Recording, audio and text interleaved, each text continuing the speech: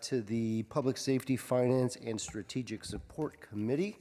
Just going to read a few comments before we get started. The first one is, excuse me, before we begin, I want to remind the Public Safety and Finance Strategic Support Committee members and members of the public to follow our code of conduct at meetings. This includes commenting on specific agenda items only and addressing the full body. Public speakers will not engage in conversations with the chair, council members, or staff. All members of the Public Safety, Finance, and Strategic Support Committee, staff and the public are expected to refrain from abusive language. Repeated failure to comply with the code of conduct, which will disturb, disrupt, or impede the orderly conduct of this meeting, may result in removal from the meeting. This meeting of the Public Safety, Finance, Strategic Support Committee will now come to order. Can the clerk's office actually go ahead, if you can please call the roll. There's another thing I'm going to say, but I'll say it after. Batra, Present. Torres, Kamei, Here. Doan, and Jimenez. Present. Thank you. Okay, we have a quorum. We're going to go ahead and move forward. Item B is review of the work plan, but before I get started, because this is the space in the agenda in which we can remove, defer, or do various things with items that are on the agenda, I want to just say that the agenda item D4, response to the investigation of police misconduct in the San Jose report by Mola, Fukuri, and LLP, was deferred by approval of the joint meeting for the Rules and Open Government Committee at our meeting last week. This item will now be heard on June 15th, 2023 at the Public Safety, Finance, Strategic Support Committee, which is this committee. So if you were attending the meeting to comment about that, that item's deferred, but if you still want to make a comment, you could do it at the end of the meeting during open forum. So feel free to stay and hang out if you do in fact want to make a comment on that. And so we'll move forward to item C, which is the consent calendar. It's the bi-monthly financial report, January, February 2023. Certainly accept a motion and a second to move that along. I would so move. Second. Okay, wonderful. A motion and a second, and then we're going to vote via the screen, or I know some folks are absent, obviously. I can do it verbally since we have two absent. Okay. Okay. Wonderful. Batra, Yes. Kamei, Yes. and Jimenez. Yes. Thank you. Thank you. We're going to go ahead and move on to our first report, item D, reports to committee, and this is the annual Fire Department Emergency Medical Services report. Today we have Chief Sapien, Battalion Chief Patrick Chung, Deputy Fire Chief Bureau of EMS and Training Scott Coscarelli, Fire Captain EMS Field Coordinator Sean Lovins, and Monica Alcantar Kirk, Supervising Public Safety Dispatcher. So go ahead and get started when you're ready.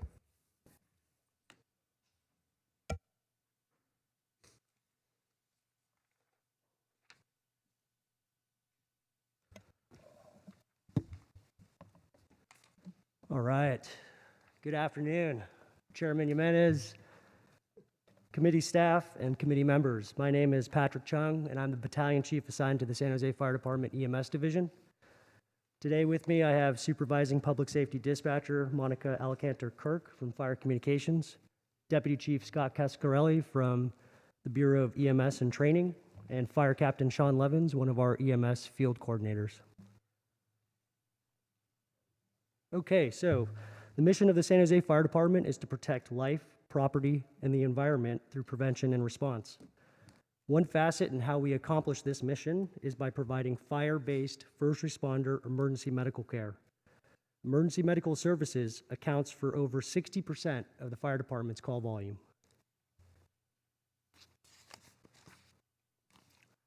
All sworn personnel are trained and certified to the EMT level to provide basic life support patient care, which includes cardiopulmonary resuscitation, utilization of automatic external defibrillators, otherwise known as AEDs, spinal motion restriction, and bleeding control. EMTs can also perform emergency childbirth with newborn resuscitation and conduct fundamental patient assessments. In 1995, the department began providing advanced life support, otherwise known as ALS services, through assignment of a licensed firefighter/paramedic on every frontline company. Paramedics are trained and equipped to deliver a broader scope of practice than EMTs, including endotracheal intubation, administration of pain and therapeutic medications through establishment of intravenous or IV lines, and conducting electrocardiogram analysis or ECG analysis.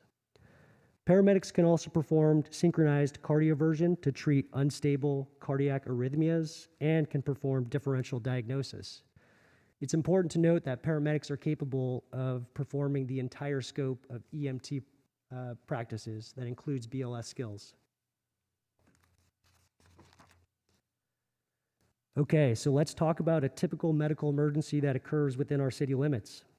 A 911 request is generated for emergency medical services, which is routed to our Fire Communications Division, where a public safety radio dispatcher quickly triages the incident utilizing a standardized protocol called Medical Priority Dispatch Systems, MPDS. They provide vital pre-arrival instructions to the patient or bystander to increase chances of survival, while simultaneously dispatching the appropriate resources to that location. A San Jose Fire Department ALS paramedic unit is dispatched simultaneously with a contracted county ambulance, which at this moment in time, the contract for all of Santa Clara County is awarded to Rural Metro Ambulance. They are dispatched by County Communications. Typically, the San Jose Fire Department arrives on scene first to provide patient assessment and initial patient treatment. When the ambulance arrives, two things can happen. One, the firefighter/paramedic retains patient care of exigent patients to transport them to definitive care at an emergency department to provide the greatest chance of survival for the patient. Sorry, let me go back one. The other is that they transfer care back over to the ambulance personnel to transfer that patient or transport that patient to the emergency department. This partnership between the contracted county ambulance provider and San Jose Fire Department is part of the 911 EMS provider agreement between the City of San Jose and the County of Santa Clara EMS Agency, which includes a provision for first responder funding sourced from ambulance transport revenues.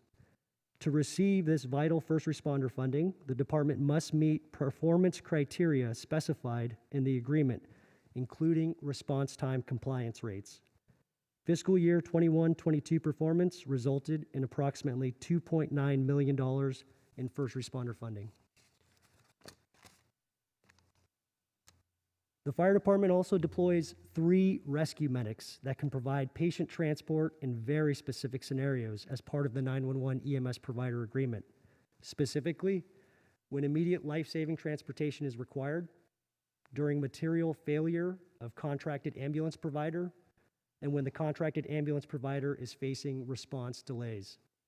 Now, this is important, and we'll cover it in later slides. These rescue medics are deployed currently at Station 3 downtown, Station 26 off of Tully Road, and Station 20 at San Jose Moneta International Airport. Let's talk about the PAD program, otherwise known as public access to defibrillators. Heart disease is the leading cause of death in the United States. According to the American Heart Association, in 2022, there were over 350,000 out-of-hospital sudden cardiac arrests. Chances of survival from sudden cardiac arrest can double if a bystander utilizes an AED before first responders arrive. Since 2007, the fire department has provided oversight of the PAD program, and there are now 236 AEDs located at 96 city facilities throughout San Jose. Okay, we're going to talk about call volume, and I know that the council members and the committee was briefed on this previously by our BFO staff back in March, but I just want to highlight one point. Starting at fiscal year 17-18, you can see negligible 1 to 2% changes in call volume until fiscal year 2021. This clear inflection point at the onset of COVID then jumps over 10% in call volume to fiscal year 21-22. Where our department responded to 63,132 EMS responses. Now, we noticed that some attributable trends for the increasing EMS service demand could be one, an aging population here in Santa Clara County, which correspondingly comes with significantly higher rates of severe chronic health conditions and functional limitations that result in the need for more health and supportive services. The other trend that could correlate to the increase in EMS responses is the increase in the unhoused population here in San Jose. As we could see here, the orange line tracks the unhoused count in our city, increasing by over 50% in 5 years. Survey results convey that many of our unhoused population suffer from health conditions that not only affect their ability to maintain housing or employment, but also require medical attention. In fiscal year 21-22, responses for unhoused medical emergencies accounted for 10% of total EMS responses. It should be noted that the department did not begin to track unhoused emergency response data until summer of 2018.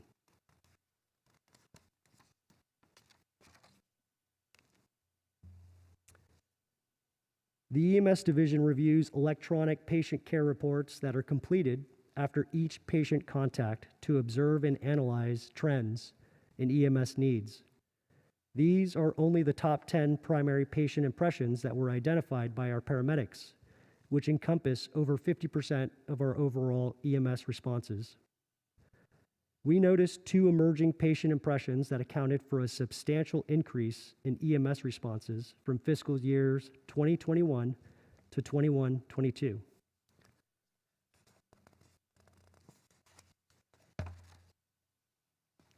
Cardiac-related issues such as chest pain, dysrhythmia, hypertension increased by 19%. We also noted that traumatic injuries increased by about 20%. Together, these 2 types of patient impressions accounted for over 1/3 of the increase in total electronic patient care reports in that last fiscal year. With this data analysis, the EMS division engaged in continuous quality improvement and advancement of several initiatives to address the increase in service demand. Traumatic injuries can be related back to our point about an aging population, as many of these injuries could be associated with trips and falls. In December of 2022, our department conducted mandatory training for all sworn personnel for proper protocol on treatment of geriatric EMS patients, focusing on how to conduct patient assessments for older adults and unique transport movement considerations. That same mandatory training also covered trauma-related patient care focused on paramedic administration of pain medications, spinal motion restriction to protect possible injuries to the neck or back, and a focus on triage criteria for motor vehicle accidents. In March of 2022, the EMS division attended the Resuscitation Academy to learn new techniques on high-performance or pit crew CPR, including coordinated communication amongst rescuers, CPR efficiency and choreography, and implementation of mechanical chest compression devices. You could see in the upper left-hand picture that was Engine 8 presenting here during a City Council invocation invited by Councilmember Dev Davis at the time, where we displayed high-performance pit crew CPR utilizing the Lucas chest compression device. In February of 2023, the department submitted a proposal for a FEMA grant to replace over half of our current inventory of LifePak 15 cardiac monitors, which are used by firefighter paramedics to conduct ECG analysis. These devices are critical for ALS providers to determine if a patient is suffering from a potential heart attack and can deliver precise levels of electrical defibrillation for patients in cardiac arrest or unstable cardiac arrhythmias. Okay, so the department closely monitors the monthly performance of the contracted county ambulance provider, Rural Metro, to determine operational impacts that affect the department response times. Several factors have contributed to decreased county ambulance availability, mainly staffing challenges. Currently, there is a national shortage of paramedics and EMTs. This shortage has been exacerbated by an increase in workforce leave due to illness and attrition. The contracted ambulance provider submitted plans to county EMS outlining strategies on utilization of supplemental staffing, aggressive recruiting tactics, scholarships, sign-on bonuses, and partnerships with private and fire resources to purchase unit hours. Hospitals also play a critical role in ensuring that ambulances are available for the next emergency. Ambulance patient offload delays, otherwise known as APOD, is the time it takes to transfer a patient to an ED stretcher and for hospital staff to assume responsibility for patient care. Delays are multifactorial, but ED overcrowding is a key factor, whether because of high volume, high acuity of patients, or the inability to move admitted patients through care and then discharge. There's also been a system-wide increase in call volume, as stated previously in this report. Both the department and county ambulance EMS responses have increased in fiscal years 21-22. The increase in county ambulance call volume has seen a corresponding increase in ambulance transports as well. As more ambulances are responding to emergencies and transporting patients, less ambulances are available to respond to the next medical emergency. Because of the paramedic staffing shortage, Rural Metro Ambulance Company has resorted to deploying BLS ambulances, which are staffed with 2 EMTs only. This has a considerable impact to our workflow, as our firefighter paramedics must now escort the BLS ambulance to emergency departments and maintain patient care. While our firefighter paramedics are escorting the ambulances, the ALS fire engines or trucks that they were originally assigned to now become BLS, requiring the dispatch of another ALS paramedic unit to cover their area for any incoming medical emergencies. As you see here in this chart, those blue columns are how many BLS ambulance escorts we're performing. Prior to the summer of 2022, we barely performed any. And then suddenly, during the staffing crisis and the deployment of BLS ambulances, we start performing more of these escorts.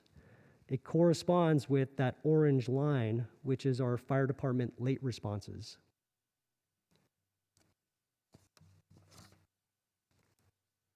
The second tactic employed by Rural Metro Ambulance during this staffing crisis is that during periods of low county ambulance availability, county EMS agency activates fire department ambulances to provide patient transport to ensure that a standard level of care is being provided to our community. In these cases, the county determines that the minimum threshold of available ambulances requires activation of supplemental department ambulances to maintain system status management. However, when these rescue medics are tasked with transporting patients, a correlation occurs with increased late responses. It should be noted that these late responses affect all types of emergencies, not just medical emergencies. So in this chart, the blue columns are all rescue medic or fire department transports being conducted. Prior to the summer of 2022, we ran a negligible amount, but once that staffing crisis hits up with Rural Metro Ambulance, we perform more rescue medic transports, and we can see a corresponding trend with that orange line, which is once again fire department late responses to medical emergencies.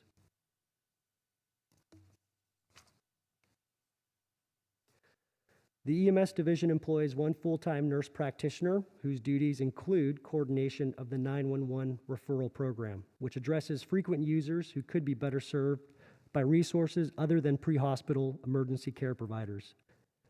The nurse practitioner coordinates with Santa Clara County Social Services Agency and private healthcare insurance providers to match the right resources for the individual and reduce the overall 911 system burden. In this map, the department has identified 10 locations in San Jose that utilize the 911 EMS system most frequently in fiscal year 21-22. The EMS division continues to address these facilities in effort to educate and maximize opportunities to employ on-site healthcare workers that have equal or greater scope of practice to provide appropriate patient care, or utilization of non-emergency private ambulance transport companies to once again relieve the burden on the 911 system. Okay, in conclusion, the EMS division continues to seek out the most advanced, cutting-edge opportunities to meet service demands from our community. We also remain engaged in county and statewide legislation and initiatives that affect pre-hospital care. Furthermore, the EMS division and the department are seeking out greater opportunities and partnerships to provide an expanded recruitment pipeline for newly licensed EMTs and paramedics to join the ranks of the San Jose Fire Department. We would like to take this moment to thank the chair, committee members and staff, and the members of the public in attendance and listening in. Are there any questions? Thank you so much for the thorough report. Appreciate the way you were able to condense it all, because I know the report's like 13 pages, a lot of information, a lot of data. Appreciate that. We're going to go to public comment, but before we go there, and then we'll come back to the committee, before we go there, just two things. One is, I think I went over public comment as it relates to the consent calendar. So Blair, I know he's listening. We're going to go back to you in case you're curious. So my apologies for that. It's more just clarity. If you put the previous slide back on the screen, just looking at these, it's not even a question, but just clarification. So if you look at the triangle by Forest Avenue, the one by Fruitdale, those are both hospitals, right? I think those are one's by Valley Medical, the other one. That's correct. There are county healthcare facilities that are on that map. That's Right, correct. okay. And then there's one by Monterey and Tully that looks like the fairgrounds? Correct. Maybe? And then the other one it's Little Orchard, I assume? Very good. Okay, so these are all sort of in these key sort of hot spots that we would naturally probably assume would be areas of more. That's correct. In general terms, I'd say they're county facilities, transportation hubs, emergency housing centers, healthcare facilities, and shopping malls, yes. Okay, all right, okay, cool. So we'll hit pause Councilmember. then? Yes, please. Also on that is, for those facilities or county facilities, especially before COVID, we were working diligently with Santa Clara County EMS Agency to try to reduce or figure out ways to reduce the calls, especially 911 calls that were occurring, and that's what we're And that's in what the that process. one person on the team, I don't know if she was a nurse or the person's a nurse. Nurse practitioner. That's correct. That's one of her duties, but it's part of the EMS division staff. Okay, all right, very good. Thank you. So we'll hit pause, we'll go to public comment, if any, on this item, and then we'll come back to the committee. Yeah, we can do consent for, let's do it, let's go, because I suspect Blair's. Blair, did you have a comment for consent? Yeah, I did. Okay, I'll start it, and then did you have a comment for D1? What I can do is I can offer, 15 seconds for this item, and then I can go back to consent. You want to work that way? That's fine. Thank you. To offer 15 seconds on this item you just spoke to, thank you for it. A real good luck to ourselves in defining the good practices of 911 and all the future 11s we're going to work with, like 311. We've done years of study on 311. Good luck how to really bring it out to its full potential and help with 911 things as well in the future. Thank you. Okay, to start my consent calendar comment. Thank you, Councilperson Jimenez, for noticing. And I understand as councilpersons, it really does just slip your minds. And I understand that. For you to catch that and make up, thank you incredibly. There are important items on the consent calendar that I hope it doesn't become a habit of committees to override the consent calendar when it's there. There's often important items that I hope you can always remember to ask for public comment on, because it's a public meeting process and we should trust public comment. So for the two items I wanted to speak to, one is the work plans through June, and I guess financial police reporting things. So for the work plan things, the two items I wanted to mention is one is military equipment yearly reporting. Police departments across the city, across the Bay Area, they're making this big pitch to really explain the military uses of their tech they're using these days and to make it clear to the public. That's really good in this time of war with Ukraine and such. Step two is to want to really take responsibility for more accountable practices out of this and to ask the question, do we need this military hardware? And how many ALPRs are we actually? Hey, Blair, I think you're starting to talk about another item on the agenda. No, I'm talking about the work plan agenda items, about military hardware things, and I'm saying philosophy of how to talk about it. That's item D3, the military equipment annual report. Oh, it is today. Oh, I didn't know it was So, very so if you want sorry. to reserve those comments for an item later in the agenda, that'd be helpful. Yeah, okay, and so I'm out of time, on my remaining time, I'll talk about SJPOA stuff at open public forum. Thank you. All right, thank you. All right, so we'll go to, Back to the committee. there's no other public comment? Okay, wonderful. We'll come back to the committee. We'll go to Vice Mayor Kamei, please. Thank you very much. And I think you started to answer some of the questions that I had in regard to the transport challenges and, you know, how it is that you're working either with the county staff or trying to come up with a joint solution because, you know, it sort of impacts the entire community.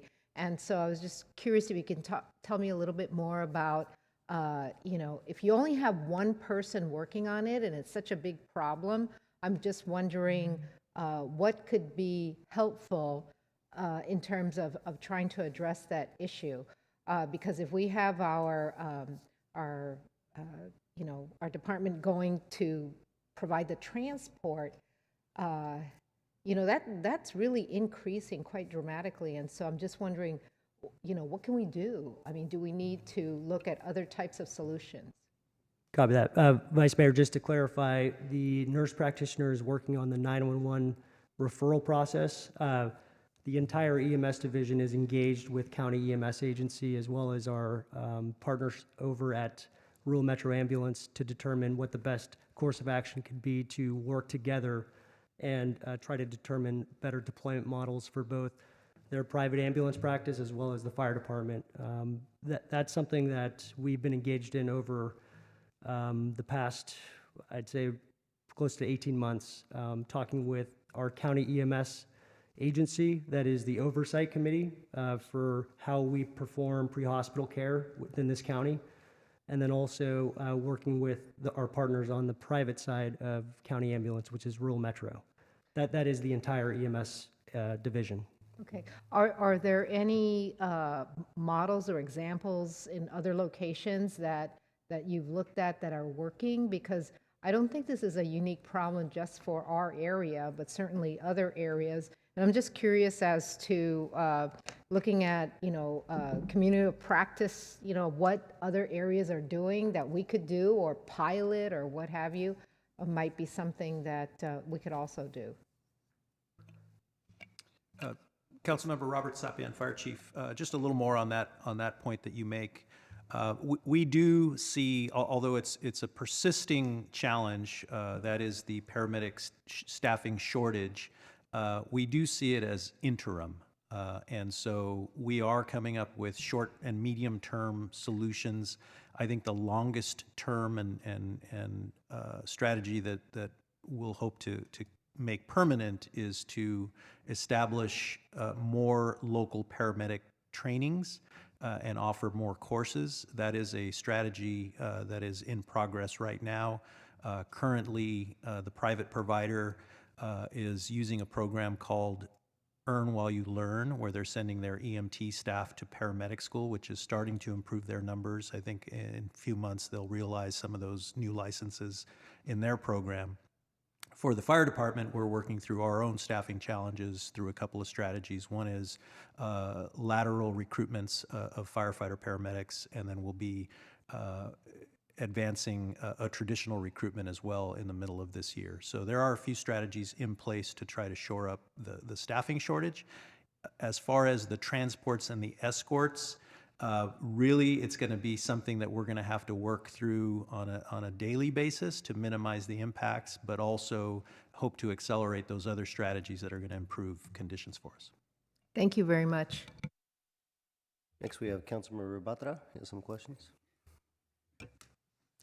Thank you very much for that detailed report. The question I was going to ask was about the paramedics, and you already addressed that one. So I really like that there's a bright spot, the word you use, but that's only a short-term problem or an interim problem. So that's very, I would say, satisfying and gratifying that you have that strategy under control. So good luck with that, and thank you for the excellent report. Okay. Thank you. And I had a few questions. Can you remind me if Rural Metro, did they merge with AMR? That's Or the correct. other They way around? function under Global Medical Response, which Okay. covers both AMR and GMR, or Rural Metro. And then do you happen to know like when that contract is up with the county, or when it's set to be renewed? Yeah, I believe the contract with the county is set to expire in June of 2024. Okay, so not too distant future. That's correct. And so it's, the reason I'm asking is I'm curious if the existing contract sort of creates allowances or foresees some of these issues, and if there's openers or anything that we've done as a department or as a city to try to get language in there to sort of, because I know we're compensated based on the response rate, but if the way they are operating, their challenges are impacting our response rates, which I think is happening, obviously we're being dinged for that, but I'm curious if there's anything in the existing contract. That's correct. The private ambulance contractor is held to the same technical standards as we are when it comes to response time compliance rates. So they are actually fined what's called liquidated damages for every late call that they are checked off for. To my knowledge, Rural Metro has been fined the most for liquidated damages in history this fiscal year than they have previously.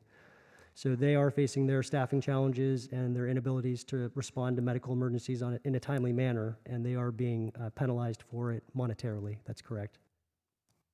Council member, also, we use a program that looks at those exemptions so we don't get fined, whether there's greater alarms, big fires, wind events, storm events, and also these BLS ambulances where we need to go in with our paramedics. We ask the county EMS agency for exemptions for those and usually receive them as well. Okay, and Chief, are they typically granting those exemptions? I mean, it seems like some of what's happening isn't necessarily our fault, if you will. And so, I'll add, those are in the agreement that we have between the county and the city now. We have really worked to ensure that the new challenges are recognized that weren't addressed in the contract, those being the fire department transporting more and the fire department having paramedic escorts that impact our response time performance. And then I'll add to your question about prospective change. As the county does look to renew the agreement with the next provider or come up with a new agreement for a new ambulance provider, we do have interest in improving the system, and we are looking at other models that are possible, and we're going to provide as much input as we can to that process. okay, and is the timing of the city contract with the county and the county contract with the ambulance is that timing the same, or is it distinctly different, or? They are concurrent, both Okay, 'cause June it of seems to me- 2024. Okay, all right. And then, can you remind me, I'm not sure if my recollection serves me well, but I think some years back, we actually had a discussion, I think maybe in this committee or on the full council, as far as expanding the scope of the fire department, since we're already doing some of this, right? Whether we can actually be one of the bidders for the contract, for the county contract, if you will. Is that something that's on the table in your mind, or I think it's or worth exploring, maybe? it's absolutely worth exploring. There are models across the state that are a variety of either exclusively public, exclusively private, or public and private, and I do think there are opportunities to be evaluated. Okay, all right. And then the other question I had is related to the, that when a paramedic firefighter is, say for example, an ambulance comes and they're running late or whatever it may be, if a paramedic firefighter actually, when the ambulance gets there, actually jumps in the ambulance and goes to the hospital with Rural Metro, that engine or that apparatus or whatever it may be needs to go pick that person up, right? And then they are, per what I'm reading in the report, then they're considered offline, right? They're not essentially able to respond to a call because they're doing that. Is that correct? That's correct. We have very specific direction and usually coordinated through our EMS field coordinator to have the unit go out of service to pick up the firefighter paramedic if it's within a certain proximity to the hospital that they are going to. If it's not in the agreement with Rural Metro, they are supposed to coordinate the transportation of the firefighter paramedic to be delivered back to the fire station. If that's the case, the unit will go BLS or EMT level service. They can respond to emergencies, including medical emergencies, and provide initial patient care, but we will concurrently dispatch another ALS paramedic level unit to the next medical emergency that occurs in their first due. Essentially because the paramedic is stuck at the hospital, That's right? correct. So you can only provide, so that's what I thought was explained in the report, but isn't there another way? I mean, this is going to be a silly comment, right? And I understand it's silly, but I mean, get him a Lyft or an Uber and get him or her back to the station, right? I mean, isn't there like another way that the department can facilitate that transport back without taking the engine or the apparatus offline, if you will? Yeah, that's correct. We usually rely on our EMS field coordinators to make that kind of game time decision. Perhaps Captain Levins can speak to some of the options that are available to us, but we do utilize the EMS field coordinator to actually help transport those firefighter paramedics back to the station. When it comes to utilizing public transportation, we haven't really had to rely on that too much. Between our partners over at Rural Metro, they've been able to facilitate getting those firefighter paramedics back to the station in a pretty timely manner. Yeah, and that was sort of joking, right? We're not going to, I mean, but my point was just to emphasize, but even if that's the case, if Rural Metro is actually, the ambulance is taking them back to the station or wherever it may be, I mean, I can only imagine that exacerbates their response times elsewhere. Yeah, it's usually their field supervisors that are actually okay. physically transporting the paramedics back, not the actual ambulances. Okay, I get it. All right, those are all the questions I had, but I think Vice Mayor Kamei has another question, please. I don't know if it's so much a question, you know, this issue about the paramedics and the EMS services has been a problem. I mean, it isn't just recently, it's been for quite some time, and I think that I know that this contract goes to June of 2024, but I really think that we have to start looking at it in a different way, perhaps. And you know, I'm not going to suggest, although I have thought about it, of having our own ambulances ourselves, which make it a little bit more efficient. But I do think that the whole system of ambulances is problematic, and it has been for years. In many different ways, not just in the city's situation. And so, you know, I think that looking at what has worked in other regions might be, I mean, I think we're going to have to start thinking of a different way of thinking about transport and things like that, because, you know, you only have so many who are able to even bid on these things. And then you have consolidation that has happened. So you have a monopoly on who bids for these things, and then you get what you get. So as we start thinking towards next year, hopefully we can come up with something that might be a little bit more creative, because it's not sustainable the way it is. And I think that, you know, just talking to, you know, my friends over at the county and other hospitals, it hasn't been that good. So I think that this is an opportunity to try to address some of these issues, but not just for ourselves, but for the whole county. I mean, it's really broad. So I just put that out there as something to think about as we start thinking about next year's, you know, RFP or whatever it is that they do for establishing another system again. Thank you. And actually, just to piggyback on that, is Chief, what are the critical decision points as it relates to thinking about the future and contracts that are expiring and renewing and all that? I mean, how are we going to see this as a council or as a committee again? So we hope to be able to begin to provide reporting within months, 2 or 3. The RFP will be released relatively quickly. It's quite a large system, requires quite a bit of infrastructure for a new awarded bidder to be able to stand up a system, and so things are moving relatively quickly at the moment, and so you may see us try to get on the agenda within months to try to make sure that the opportunities for guidance and decision are there. All right, thank you very much. Appreciate it. With that, I move the report. Yes. Thank you. Second. Second. Okay, there's a motion and a second, and then we'll take a vote. Batra, Present, yes. Kamei, Aye. and Jimenez. Yes. Thank you. Thank you so much for the report. Appreciate it. All right, next we're going to go to item D2, which is the Police Department Operations and Performance Bi-Monthly Status Report.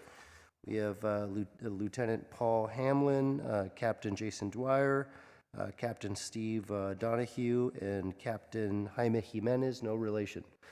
But I always wanted to say that every time you come up. I find it fascinating. I don't see a lot of folks with the same last name. And actually, I don't think, oh, there he is. Wonderful. Go ahead and get started whenever you're ready.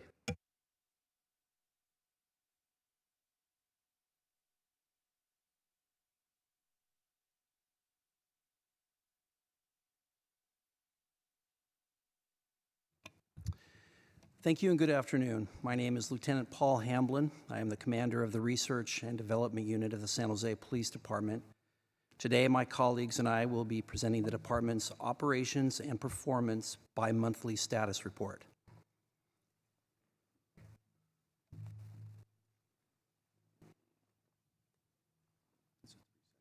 Oh, it's three. Today, we will be covering citywide crime statistics, and then I will be presenting on other matters of interest, including the Gender-Based Violence Response and Strategy Work Plan update, and I'll also be providing a brief update on redistricting efforts. Captain Jason Dwyer of the department's Bureau of Investigations will then present data on the San Jose Youth Empowerment Alliance gang-related crime, including maps of our opportunity neighborhoods. And finally, Captain Jaime Jimenez of our Support Services Division and Captain Steve Donahue, Southern Division Captain, will provide a status update on interagency coordination related to pretrial release.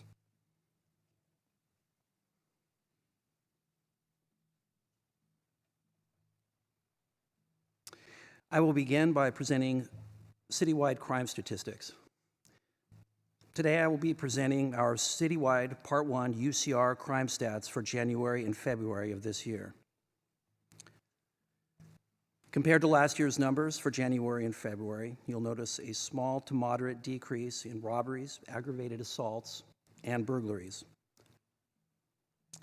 but a 400% increase in homicides.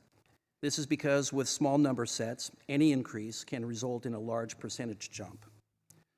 Due to the fact that there was only one homicide in January and February of 2022, which was well below the historical average for those 2 months, the 5 we had in January and February of 2023 is a 400% increase from last year, even though it is exactly even with the 5-year average, as you can see in the table on the right.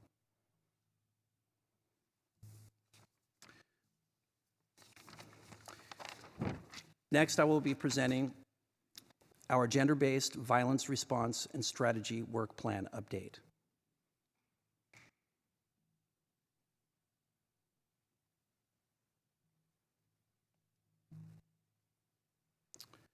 We experienced an increase across all facets of sexual assault reported to UCR in the months of January and February of this year. In particular, rape is up moderately over 2022, approximately 16%, but it's up 40% compared to the 5-year average. It should be noted that the numbers in January and February of 2021, which was the height of the COVID epidemic, were extraordinarily low, bringing the 5-year average down considerably. Virtually all crime numbers dropped dramatically during COVID. These charts show the current status of both city and county-wide work items since the inception of the Gender-Based Violence Response and Strategy Work Plan. There are no updates to these charts since my report in February, but as you can see, we are very near full implementation on both sides. This chart shows the San Jose specific work items. Except for the bottom 2, all of these work items are either completed or in process. Even the 3 that are listed as in process, substandard housing study, domestic violence, high-risk response team, and vigilant parent training, have been implemented, We have listed them as in process because they are ongoing items. The final two items, which we have listed as pending, involve staffing, specifically increasing the number of sexual assault detectives and reporting to the committee on our staff allocation plan.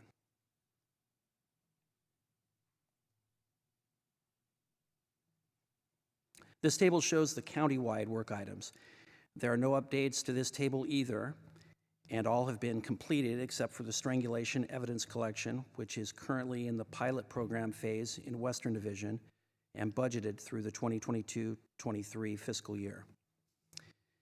At this time, I would like to respectfully recommend that my reporting on the status of the Gender-Based Violence Response and Strategy Work Plan be either discontinued or reduced from bi-monthly to semi-annually due to the fact that implementation is nearly complete and has reached a static state with no updates expected in the foreseeable future.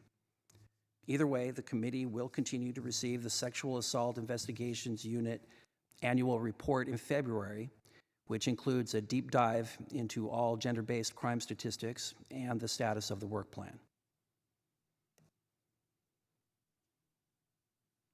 Now we will move on to redistricting. This chart shows all 5 phases of the plan, culminating in January 2025 with full implementation. We're currently at phase 2. We are currently finalizing the contract with the vendor, and we will be prepared to present to the council in June. We have selected department stakeholders, and we are planning to begin data collection shortly after June. I'll now turn the floor over to Captain Dwyer for the San Jose Youth Empowerment Alliance report.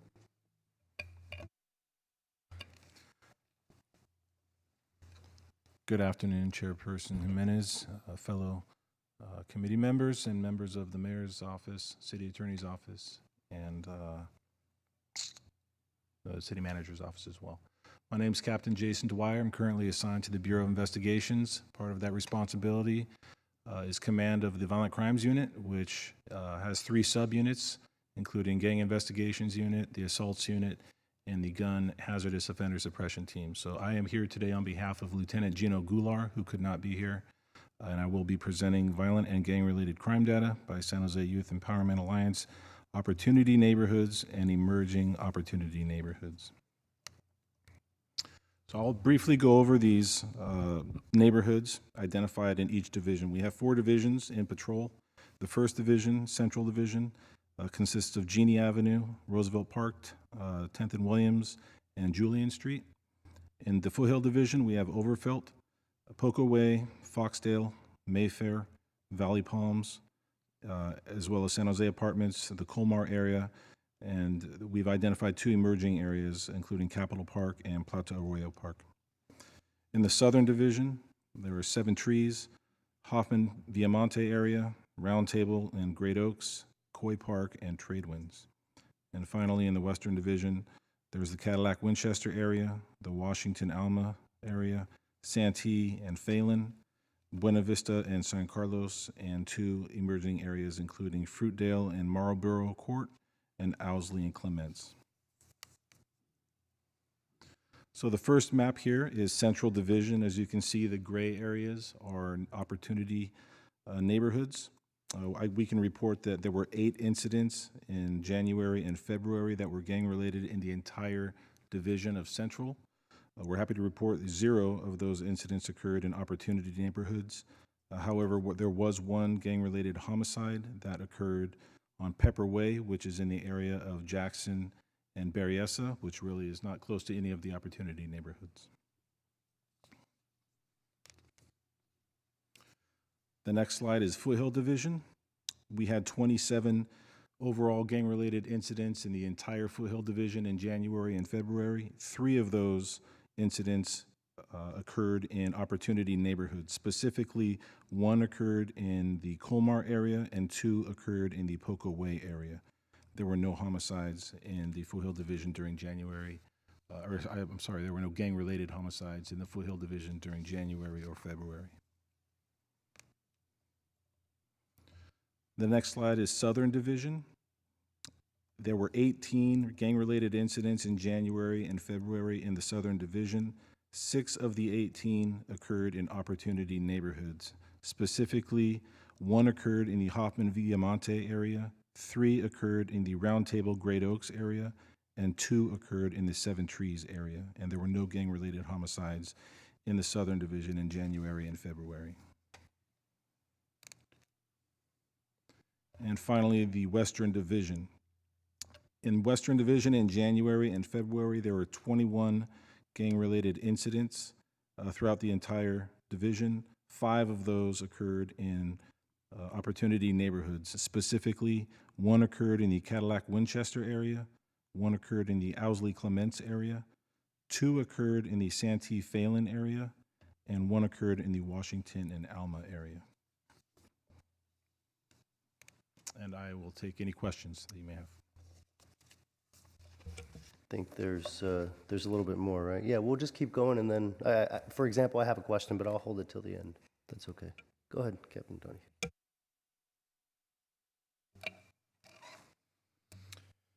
Good afternoon. So my name is Steve Donio. I'm the captain of the Southern Division in Patrol, and joining me today is Captain Jaime Jimenez from our Support Services Division. We're going to be speaking today about our department's efforts in pretrial release. Since April 2022, the city has committed to having intentional engagement with key stakeholders across jurisdictions to leverage strengths, information, and data required to formulate a long-term, sustainable solution to the problem of dealing with high-risk individuals and repeat offenders. Efforts were focused in June 2022, and a joint meeting took place in September between this committee and the Santa Clara County Public Safety and Justice Committee. Now, while the joint meeting was successful in building relationships and identifying some key takeaways that would further our efforts, a memorandum from former Vice Mayor Jones in 2022 provided 5 points of direction, specific direction. So stakeholder meetings took place in December through March, and leading us to this update where we will bring you up to speed on our efforts and where we are headed. The direction from former Vice Mayor Jones had 5 main points as listed on this slide. The first 3 had to do with what we are calling bail reform. Now, we've completed those 3 directives, but we're still working through the process of making substantive changes from them. The last 2 revolve around mental health, substance abuse, and reentry.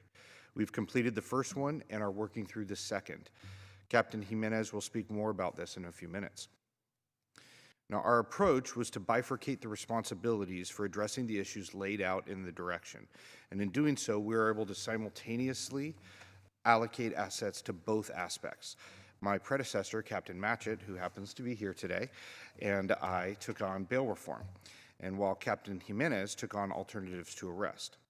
Now, we called my side bail reform, but it's not actually about reforming bail amounts or costs so much as it is about reforming the bail process and communication. Now, please note that these 2 aspects of pretrial release are independent of each other and do not intermingle. We convened a meeting of all stakeholders listed on the slide you see on the screen now. Now, we quickly learned, however, that the 3 stakeholders on the right do not need to be part of this bail reform conversation. All 3 are involved in pre- or post-incarceration, while bail reform is more about whether or not there should be incarceration prior to trial. So in the meetings, we discussed bail limits and community needs for keeping people in custody. We also discussed what's called OR. OR is when someone is released on their own recognizance. This means they're released from custody prior to trial with charges against them pending. The decision to release someone is based on 3 main factors: the bail schedule, state law, and a threat assessment. In Santa Clara County, we use the Public Safety Assessment Tool, which is a proprietary assessment that estimates the likelihood of 3 things. First, failure to appear in court. Second, new criminal arrests while on pretrial release. And third, new violent criminal arrests while on pretrial release. So to do this, the tool looks at the current offense, the age of the offender, the pending charges, and their prior offenses. Violence weighs heavier than nonviolence, and failures to appear weigh heavier than appearances. Ultimately, every defendant is given a score on this assessment tool, and that score is used to factor or used to help factor in on and decide whether or not they should be released on their own recognizance. On March 25th, 2021, bail changed throughout the state of California due to a decision by the California Supreme Court ruling it unconstitutional to hold someone in custody solely because they are unable to pay bail. You may have heard bail hearings called Humphrey hearings, but they're not actually separate hearings.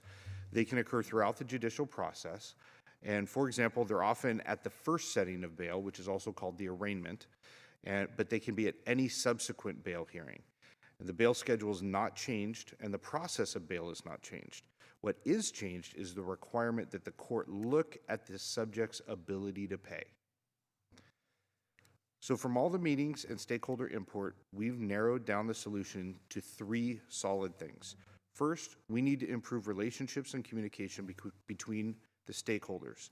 This is done through continued meetings and working together to change the affidavit of probable cause form. That's number 2. We need to improve the affidavit of probable cause form. Now, right now, it provides a very small, rarely used free-form area describing why bail should be increased or why the subject poses an ongoing threat to the public. The information presented in this area is often insufficient to adequately inform a judge to make a decision on increased bail. So the form's being redeveloped to ensure sufficient information is provided to judges to make sound bail decisions. Presently, the draft form is with the Santa Clara County District Attorney's Office pending their input on revisions and formatting. We'll continue to work through this, and finally, on the 3-prong approach, training. We need to train our officers and all the stakeholders, including pretrial release and jail staff, on providing the information necessary for the judiciary to make sound decisions on bail. Now, we'll continue to work through this 3-prong approach to ensure that we have a long-term sustainable solution to the problem of detaining high-risk individuals and repeat offenders. But before I conclude and pass it to my colleague, I want to let the committee know that this item regarding interagency coordination on pretrial release was originally scheduled to be presented to this committee in June. However, the memorandum submitted by former Vice Mayor Jones directed the department to report back to this committee in April, preempting that June report. So you're hearing it now, but for that reason, it is not going to be repeated again in June at the direction that is currently listed on the work plan in coordination with the rearrest of high-risk offenders. And now I will pass it to Captain Jimenez. Good afternoon, everyone. Captain Jimenez again, Support Services Division Captain. And I'm going to talk about the work group that I ran. It's called Alternatives to Arrest, but we really focused on mental health and substance abuse. So the work group we convened concentrated in efforts on persons who suffer from mental illness and substance abuse. Occasionally, a person suffering from these conditions can find themselves in a citation or arrest scenario. The work group is exploring solutions to minimize the frequency of citations or arrest scenarios. I'm going to go through the next slides really quickly, but I'm going to have you focus on the X. As indicated by the red X, many persons may suffer from mental illness and substance abuse. However, this group of individuals has not committed a crime. Here, the group suffers from substance abuse, which may be a factor in committing a crime. Others suffer from mental illness and commit crimes. And here's the last one, but the intersectionality of mental illness, substance abuse, and criminal activity is being explored to find new solutions to provide services to these individuals before crime activity occurs.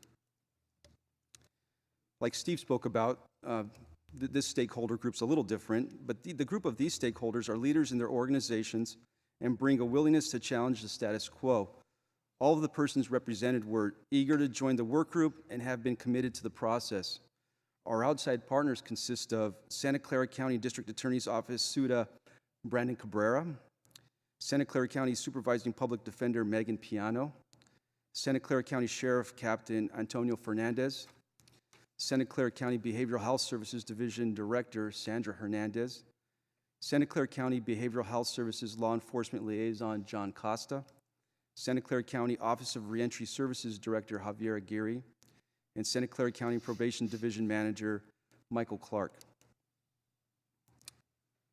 Over the last 4 months, the San Jose Police Department and our county partners have met twice a month to gain an understanding of what service each partners provide. The participating agencies each provided a presentation and fielded questions. The 8 1.5-hour sessions resulted in a greater understanding of our individual systems and how they complemented one another. We also learned of gaps such as communication deficiencies and untimely outcomes. The San Jose Police Communications and Santa Clara County Probation Department have conducted their group presentations, but that was after the slides were submitted, so we want to update that. Collaboration will be a key to positive change and find long-term successful alternatives to arrest. Every person in the work group has been passionate, committed, and ready to identify solutions to a complex issue. We know that we will find prevention and intervention opportunities to mitigate the need to conduct enforcement. Without prevention and intervention, mental illness and substance abuse can lead to a person being held on a mental health hold or result in an arrest. Therefore, the group is working to allow DUI cases to be cited and released to reentry services. And I know it says diversion up there, but I think that's not a legal term. If allowed, police officers would take DUI arrests to the Mission Street Recovery Center rather than jail. At the center, the arrestee can connect to services. While this is an idea, there have been actions taken to connect persons to services. Some changes implemented by the team are: 1, the San Jose Police Transit Unit has been working with the Mission Street Recovery Center to refer persons suffering from mental illness and/or substance abuse. In the last 3 weeks, San Jose police officers assigned to the Berryessa BART station have transported 11 individuals to the center. There is no doubt that the actions of the officers in the service offered by the reentry center had a positive impact on the persons.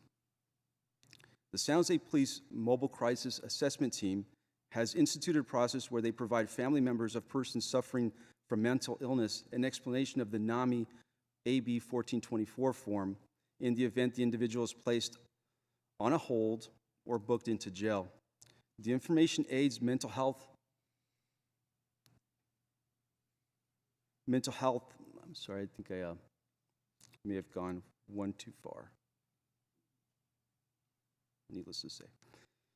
The information aids mental health service by providing a better understanding of what a person has experienced and helps at all stages of involuntary hospitalization.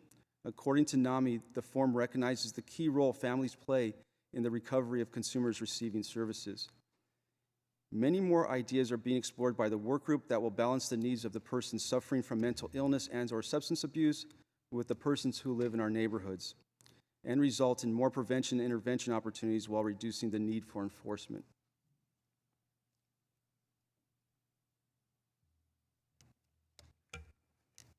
Before I go to questions, I think I got one slide ahead of myself.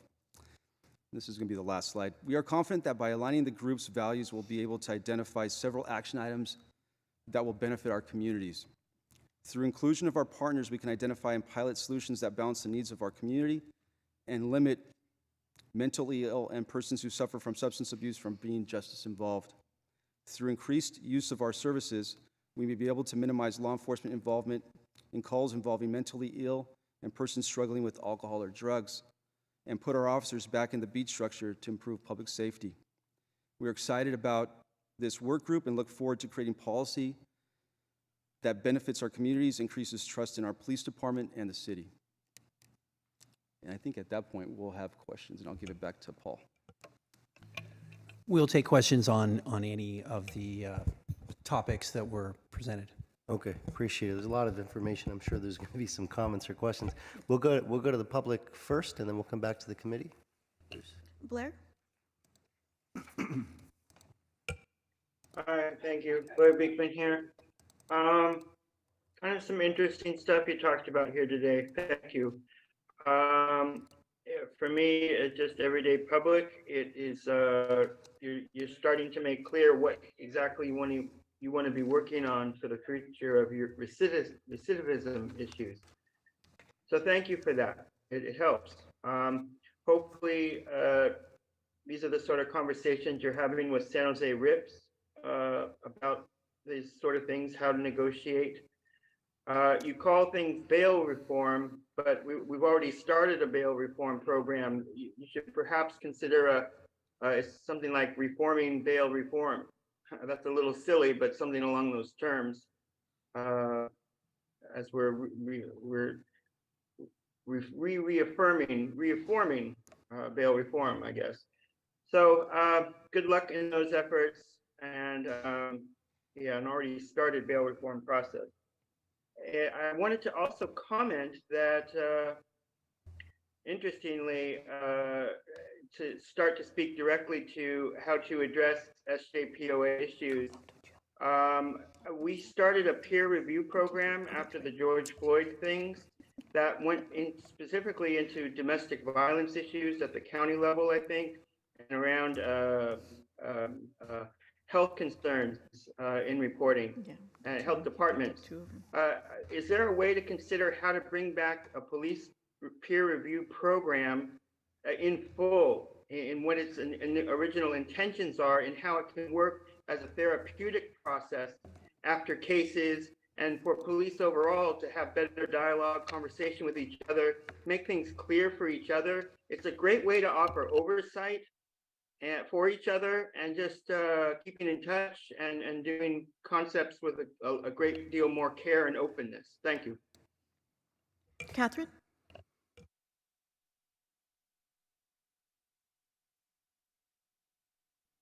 Good afternoon, Catherine Hedges here. Thank you very much. And I don't really have prepared remarks, but I'd like to second everything that Blair just said. And it's really important that we continue to focus on alternatives to incarceration, alternatives to arrest, and basically just getting the police out of things that are not where police need to be involved. Thank you very much. Back to the committee. Thank you. I'll turn to, I think, Vice Mayor Kamei, please. Thank you. Thank you for the report, and thank you for all you do each and every day. And, you know, it's, as I begin to learn a little bit more about the work that you do, there are a lot of complexities in it. So I totally understand all of the different nuances of the percentages and all of that. I will say that I, for one, am very concerned about the information on the gender-based violence response. You know, the fact that on a 5-year average, and I know it is a 5-year average, rape has gone up quite dramatically. And I just think that it's something that I'd like to continue to follow. I know one of your requests was to either discontinue or at minimum do semi-annual reporting. I'd really like to watch this, because I think that sometimes even though something is completed, it's not done. So at minimum, I certainly would like to see it semi-annually reported to the committee, because I think that if the trend continues in the direction that it is, it's not good. So, so I am very concerned about that. I know that with the tracking, and you know, when you have low numbers, sometimes you know it sort of skews the what you see here. But I think it's quite a bit. I mean, when you think about looking at what it had been in 2021, jumping in 2022, and even more. And this is just for 2 months. So I don't know the reasons behind what, you know, what's happening, or maybe there's more reporting, or I don't know, but it concerns me greatly. I do know that in this year's budget, one of the suggestions was to have a program that would look at some of this gender-based violence, and you know, how do you deal with it, and bringing in a nonprofit and all of that. So that may help the situation, but even though the work is complete or can be complete, you're not really done. So so I'd like to continue that and make sure that we follow what is happening there, because it is a situation that disturbs me quite a bit. And then you mentioned there are some things that are in process that are sort of ongoing. I think that ongoing is great, but again, I don't want to put it in the category of, oh, we completed this, we looked at it, and we're done. We're not really done, so I'd like to kind of keep it on the radar. And I know that you have a few things that are pending, so I'd like to at least see, what do you do with it? And that would be very helpful for me. In terms of the other items, I see that on the status of the pretrial release, it seems to give good outcomes. I think that we should continue to follow those outcomes and see how it works.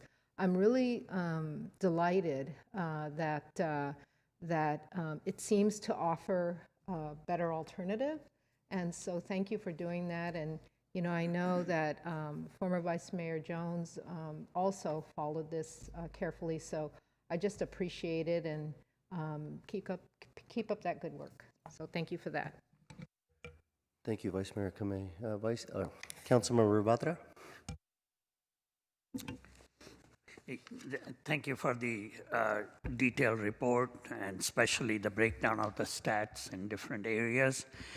Question I have for is, number one, Vice Mayor covered the rape area. I want to ask about the vehicle theft, which seems to be on the rise, or is it on the rise? So I would like some comment, explanation on the direction you see it going or the actions which may be needed to make the community feel that their vehicles are safe and they're safe. Yes, vehicle theft goes up and down literally from month to month. It's very cyclical. January and February typically is a high part of the year, and it goes down from year to next and then up the next year. So it's a very difficult one to track. I wouldn't say that it's necessarily trending upward specifically overall. Okay, so this is basically par for the course in a way, and yeah, thank you for your question. Yeah, we don't look at it as being par for the course. We definitely have a lot of people working on it. We definitely stress it with our patrol officers to be vigilant, and it's something that we definitely stress in our community meetings whenever we attend community meetings, especially meetings where we do see a lot of vehicle thefts. This is something we talk about every single time. We talk about prevention methods. We talk about the cycles. We talk about the high incident months and when to be particularly careful and vigilant. So it's definitely something that we take very seriously. But again, I wouldn't say that it's necessarily trending upward overall. yeah, in terms of making the neighborhoods, I was at the Neighborhood Watch meeting last night and had the chance to hear two of your people present some of these actions which the people can take themselves to deter some of these things, and they were giving the warning signs and all that. So it was really a good presentation. I commended both of those presenters and good material. So that certainly helps. I think if everybody followed those actions, I'm sure we'll see a reduction in that. And there were people who did compliment them. They'd seen their actions before. Okay, so thanks for that one. I have one other question I want to ask you about. On the youth or the opportunity zones, and could you comment on that in terms of what's different needed to get it even better than where you are at the moment in terms of, you reported the stats on it, and I'm a lot closer familiar with the Southern District, and we have Hoffman. Okay, and so I'd like some comment on that one, because that is going to be soon going to not considered a zone of that type, but I'm trying to keep the focus on it because of the work which has been done to date by various groups of people. including the one assigned by the council member's office. It has resulted in some good stuff. And I want to keep the momentum going so that we don't have a reoccurrence, or as they call the medical field, the relapse, okay? So. Thank you for that comment, Council Member Jason Dwyer from the Bureau of Investigations. So the short answer to your question is there's a great deal of collaboration that goes into what I would say keeping the pressure on active gang members that are committing crimes of violence and property crimes. That includes enforcement, not only through the Violent Crimes Enforcement Team, which is the department's gang unit, at the patrol level, a tremendous amount of, when I was the Southern Division captain and my colleagues, we had regular foot patrols in Project Hope neighborhoods, Hoffman Viamonte, the Round Table, and Seven Trees specifically. Those were the three that I put most of the resources into because those were the ones that generated the most calls for service pertaining to gangs. We do collaborate closely with the Youth Empowerment Alliance, formerly known as the Mayor's Gang Prevention Task Force. We listen to their what are called CCIT, citywide crisis intervention teams. These are outreach and interventionists that go out into the schools, the feeder schools, and try to basically put their finger on the pulse of what's going on in those neighborhoods and share that information with law enforcement. So there's an ounce of prevention there as opposed to responding to a crime that has already happened. And all the other non-governmental organizations, community-based, faith-based organizations that are out there in the neighborhoods, holding open gyms, just we need to have kind of a wraparound approach to keeping, providing our youth what I would call positive social pull out of the gangs. The target youth that we're trying to get at now is much younger than it used to be. So if we're waiting to try to get to them when they're in high school and give them that positive social pull, it's almost too late. So we're getting to them in the grade school, middle school ages. We do collaborate with our school liaison unit to try and look at if there are instances or fights brewing within the schools that we can address and provide some type of intervention. And it's not always law enforcement intervention. Sometimes the interventionists that are with the Youth Empowerment Alliance are able to handle it at their level. But there are a lot of resources that go into that. And then on top of that, within the Bureau of Investigations, we do have the Gang Investigations Unit. We do attend monthly meetings. They're information sharing meetings. And really the purpose of that information is to prevent further violence. If there is talk of retaliations, if there are talk of criminal issues that are brewing in a particular neighborhood, then we bring all of our resources to bear on that neighborhood to make sure that it doesn't flare up. I hope that answers your question. Yeah, like Vice Mayor said, that when we consider something done, there may be sometime a need for a sustaining support on it.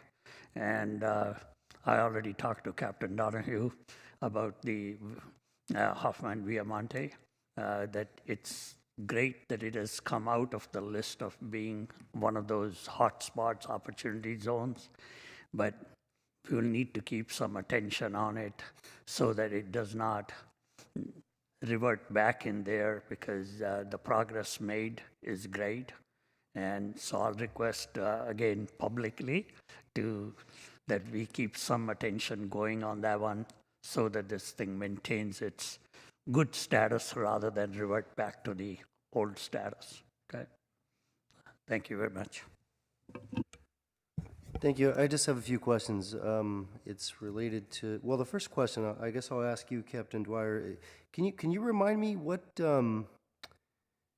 how is it that the police department determines if a homicide was gang related? And it may sound like a silly question, but I know it's actually a very commonly asked question. So the gang investigation unit works closely in collaboration with our homicide unit, and gang crimes are classified in two main ways. One is gang related, and I would define that as there is a nexus to gangs. It doesn't always mean that it's motivated, but perhaps the person that was involved in that gang related homicide was in a gang, but that wasn't the primary driver that resulted in the homicide, whereas a gang-motivated homicide is something that can be described as a homicide that was carried out to further the gang, in the name of the gang, and it was perhaps targeted as opposed to just happening to get into some type of altercation with somebody who was unrelated to a gang, but somebody there was unrelated to a gang. So I would offer, if you wanted to take a separate type of crime, perhaps possession of narcotics or possession of a firearm, some of those are considered gang-related if they can draw that nexus. Right. Some of them can be called gang-motivated if that person were to give a statement to the effect that I carry this gun because I'm a gang member and I'm going to use it in the name of the gang. Right, okay. And then, so the numbers we see here, I mean, I'm just looking at the Central Division. It says January, February 2023, homicide 1. So that one is clearly gang-related. When they were on here, that means that was... Yes, so there were 2 here. I don't remember if I mentioned the last one in Western. I just pointed out that particular slide. Yeah, so that particular one on Pepperway, that one was what I would consider gang-related, being familiar with the case. The other one in Western Division appeared to be gang-motivated. All right, and then those designations, that sort of sticks as it relates to the way the department identifies them, irrespective of whether the DA gets gang enhancements or anything like that. It's whether they do that on that end, you guys... Correct, that's a separate issue, and like I said, no one person makes that decision in a vacuum. It's a meeting that takes place between Lieutenant Gino Goulart in the Gang Investigations Unit and Lieutenant Ali Miri in the Homicide Unit, and oftentimes, that decision is run up the chain of command and communicated so that we get multiple eyes on that decision so that we're reporting that data accurately. Okay, all right, very good, thank you. The other question I had was related to the work that I think was directed by, as Captain Donahue said, directed by Vice Mayor Jones back last year. The bail reform is the one I have questions on. And so I appreciated the way you sort of went through and described this. It made it very easy to understand. Just the question I have is, you took us up to the point where some things were identified by before I get there, you pointed out all the folks that were involved, right? Public defenders, DA's office, and then you said these other 3 aren't. That's fine. Would you, I don't know if it was you yourself in these conversations, but what I'm curious about is, would you say that all those stakeholders, pretrial services, main jail, the judges, public defender, county executive, did they all agree that this was an issue that we needed to tackle, or was there differences in opinion as it relates to what the perceived problem is? So when we first tackled the problem, it came out in September, prior to September, when we had that big meeting between the 2 committees, right? Between this committee and the county. And when we went into that, we were under the impression that there was several stages in the process at which the determination of bail is made, right? Did it happen when the subject got booked? Did it happen at the first arraignment? Did the judges make the decision? What happens with the bail schedule, all that? So over the course of these subsequent meetings, we started learning a lot more about the process and understanding that really the bail schedule is set, right? It's set by the judiciary and it's reviewed every year, and it is what it is. That bail schedule doesn't change. That we learned that judges have to make decisions based on whether or not the subject can afford the bail that's prescribed to them, which is these Humphrey hearings. Right. And that's where the variation comes in. Now, when judges make those decisions, they're using these documents that are presented to them to make the decisions, like what is that person's criminal history? How many times have they failed to appear? Right. What is their score on the assessment tool? Okay. So initially, we thought there was a lot more causes to the problem.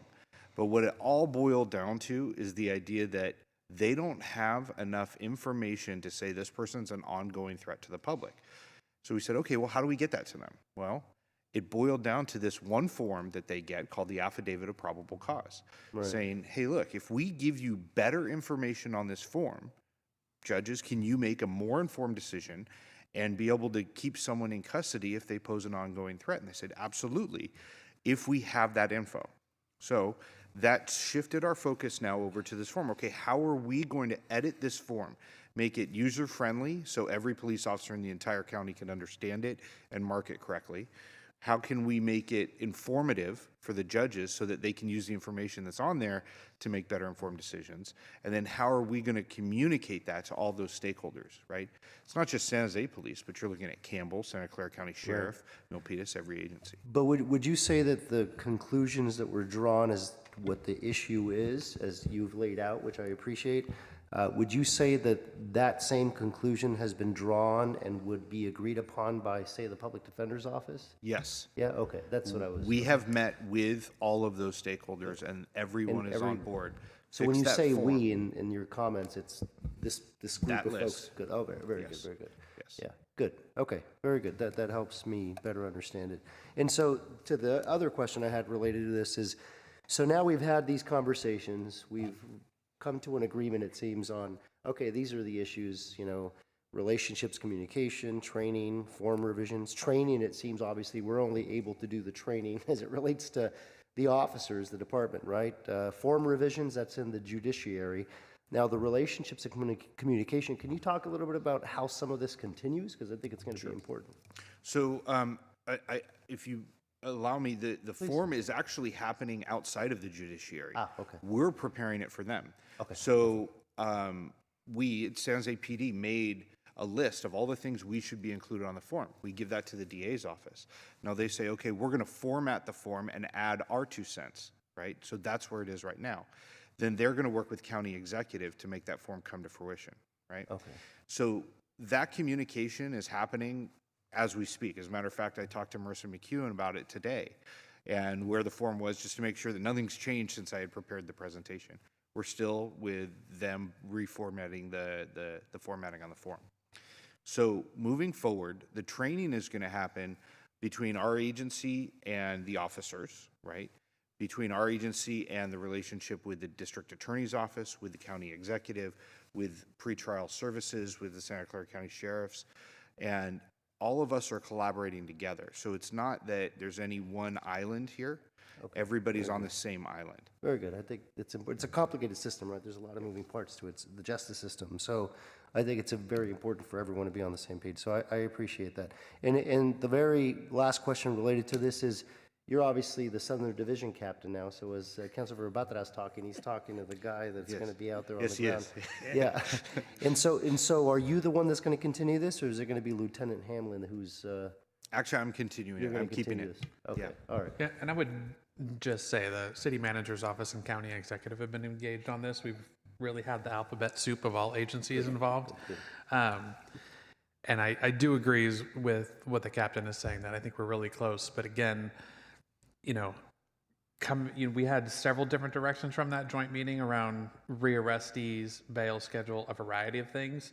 And kind of the pinch point really did come down to the position our judiciary was being put in and needing to make decisions without proper information. And so in addition to what the captain has laid out, part of the legislative guiding principles that you adopted as a council in the fall gave us certain discretion to see if there were ways at the state legislature to allow judges to have just more information to some of this data outside of the changes that we make around this form.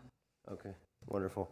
And my general perspective of all this is it should be done objectively by all the parties, and what I fear sometimes as a politician myself is that sometimes it gets caught up in the political fray, and I get concerned that that is what sometimes is the undercurrent of some of this. And so I appreciate you sharing that it was, the alphabet soup of agencies and people present, because to me that's very important, especially for the justice system, for it to be blind, if you will, and just be very objective.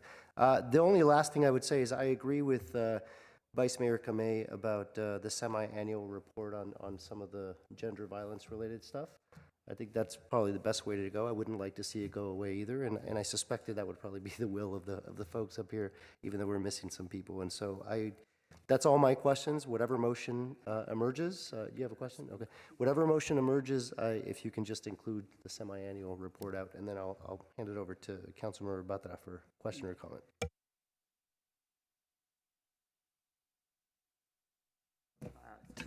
Yep, technology. Last part of the presentation addressed a very important topic, which was alternatives to arrest approach. And you laid out very succinctly what the next steps are. Did I miss, in case you gave the timeline for it, or was just the next steps, which were the goal setting, soliciting? Did you give any timeline on it, or did I miss it? So, Councilmember Batra, thank you for the question. We didn't want to give a timeline. We wanted to just, we reduced the amount of times we meet from 2 times a month to 1 time a month because it's a lot of work and we want some time to actually do the job. But we didn't give a deadline. We want to just continually work to improve the process, and whatever that time it is, the partners are invested in doing just that. So we didn't answer that question in this presentation because we just don't know, and we want to do it as soon as possible, and that's why we're meeting with such frequency. However, we don't know how long it's going to take, and it's a very important topic, and we don't want to feel like we're cutting it short. So that's why we left it open-ended. We'll get a update in future when you have one available. Is that what the thing? Yes, sir. We'll continue to update this council. Yeah. And I agree that this is a very important topic, and it's going to have a large impact on, in many ways, because the more you're able to divert from arrest, it's going to make that much better. The ones which are arrest cases are more effectively handled, and also incarceration is not the best thing for the community for inappropriate cases. So thank you very much for pursuing this one and giving it the proper attention it deserves. Thank you, sir. And with that, I think So we're ready to make the motion, accept the report with mayor's, vice mayor's incorporation of the bi-yearly Semi-annual. report, right? Yeah, semi-annual. Yeah. Second. We have a motion and a second. Batra, Yes. Kamei, Yes. and Jimenez. Yes. Thank you. And before we move on to the last item, I'll just, for those of you that maybe want to speak on open forum, I think now is an appropriate time, maybe submit a card if you haven't already, but just wanted to put that out there. Thank you so much for being present and for the presentation. We're going to move, and I suspect maybe some of you may stay. Next, we're going to go to item D3, Military Equipment Annual Report. I think we have Captain Matchett, who's going to be talking a little bit about that.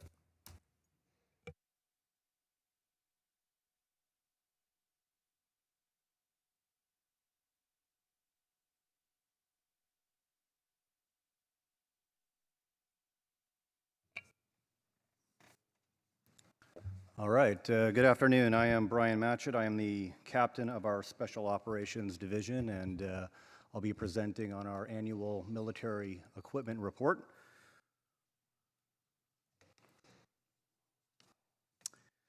All right, back in September 30th, 2021, Governor Gavin Newsom signed into law Assembly Bill 481, and the reason for this was to increase transparency and oversight in the funding, acquisition, and use of military equipment.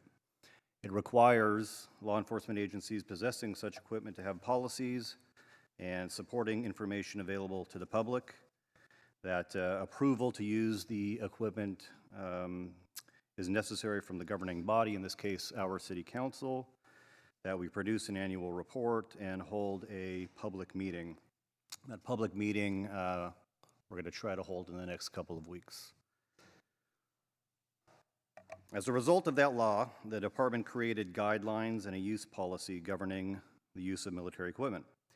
This is, of course, in addition to our already existing San Jose Police Department duty manual policies and procedures. We began tracking the use of military equipment on July 1st, 2022, and this report will cover the period of July 1, 2022 through the end of the year. So there are 14 categories of military equipment as defined by Assembly Bill 481. Category 1 military equipment consists of unmanned, remotely piloted, powered aerial or ground vehicles. The department has 33 such devices. 21 of those are unmanned aerial vehicles, and 12 are ground vehicles. And you can see they are pictured off to the right there.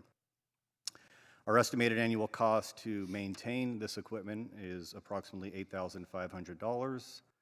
We've had 199 deployments of this type of equipment in the 6-month period I'm reporting on. 170 UAV flights and 29 deployments of ground vehicles. Category 2 military equipment consists of mine-resistant ambush-protected AMRAP vehicles or armored personnel carriers. We have one such vehicle in our inventory. The annual cost is estimated at $6,500. The amount of deployments we had in the 6 months was 3. And just to break that down a little bit, one was for a community meeting, one deployment was used in training, and the third was used during a critical incident where we had a barricaded subject, and we utilized this vehicle to protect the officers and the community. Category 3 military equipment consists of high mobility, multi-purpose wheeled vehicles, commonly referred to as Humvees, 2 and 1/2 ton trucks, 5-ton trucks, or wheeled vehicles that have a breaching apparatus.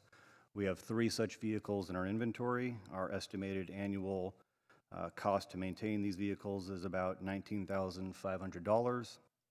We had 30 deployments in the 6 months covering this report.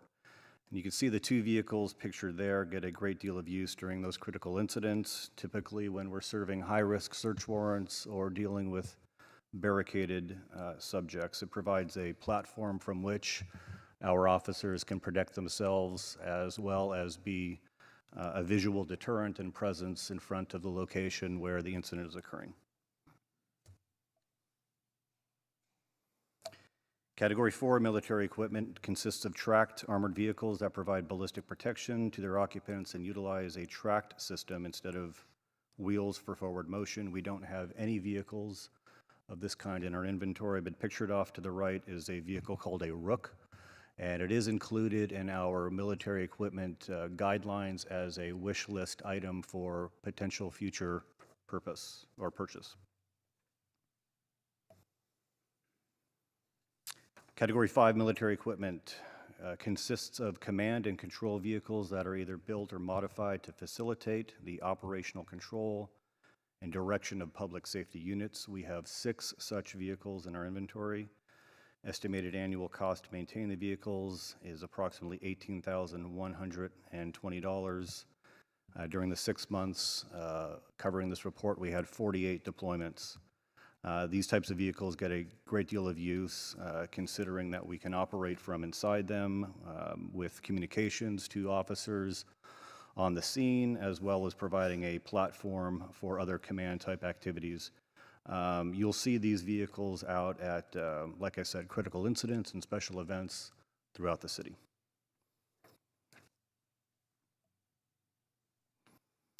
Category 6 military equipment consists of weaponized aircraft, vessels, or vehicles of any kind. We don't have any of those types in our inventory. Category 7 military equipment consists of battering rams, slugs, breaching apparatus that are explosive in nature. We have various dimensions and numbers of these types of equipment. It's not easy to really discern the amount, considering they come in, like I said, various dimensions, feet, and numbers, as you can see pictured below in terms of the cord material. The annual cost is estimated at $6,262, and during the 6 months this report covers, we had 3 deployments. One was for a training deployment, and twice during a critical incident. So this type of material can be placed on a door or a gate to provide a kinetic charge to force that door or gate open. And considering that it often takes a lot of time for police officers to breach fortified doors, this type of equipment is necessary to protect the officers and to keep them from a position where they may be targeted during prolonged breaching conditions.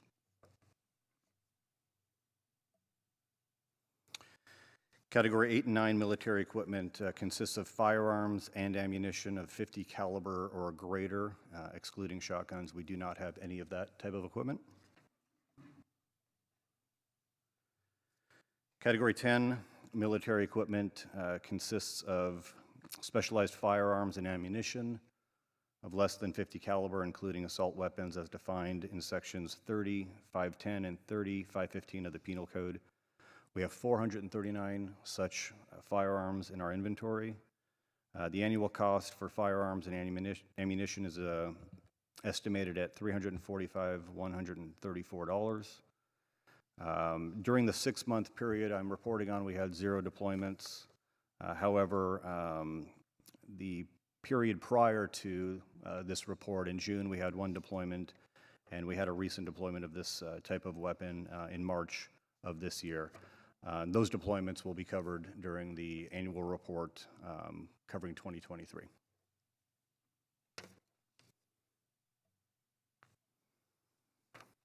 Category 11 military equipment consists of any firearm or firearm accessory that is designed to launch explosive projectiles. We have 8 such firearms with their attachments. Estimated annual cost about $400, and deployments were 3. This equipment was deployed along with the Category 7 equipment already noted on the 2 events I spoke about with breaching a door and a gate.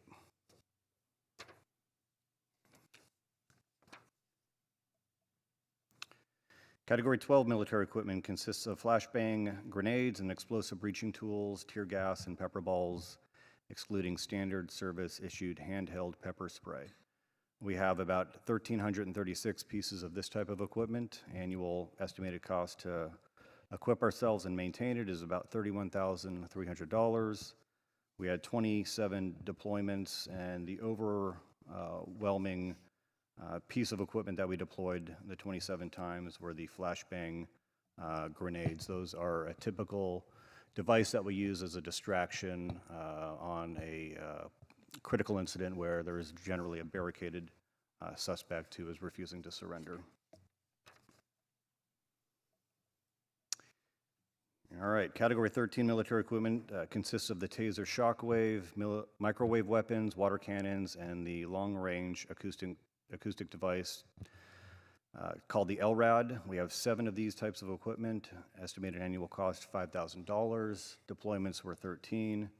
And we use this for police activity to provide announcements for suspects to surrender. And not covered in this 6-month period are the deployments we used during the flood events in January and March to provide public announcements along the waterways for warnings to people who may be living along those waterways to evacuate.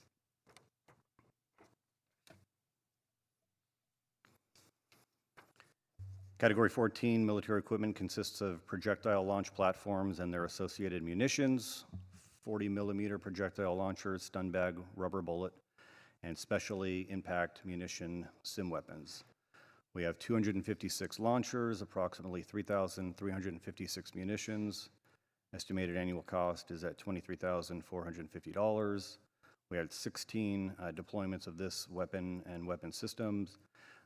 This is a critical piece of equipment for incapacitating individuals as a less lethal force option. It works quite well, and we've had these types of systems in our inventory for quite some time.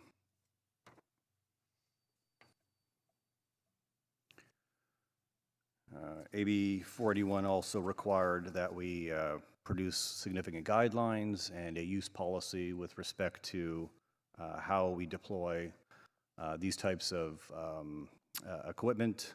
As I mentioned before, this is already on top of our existing duty manual sections, but our use policy also has the following considerations noted above.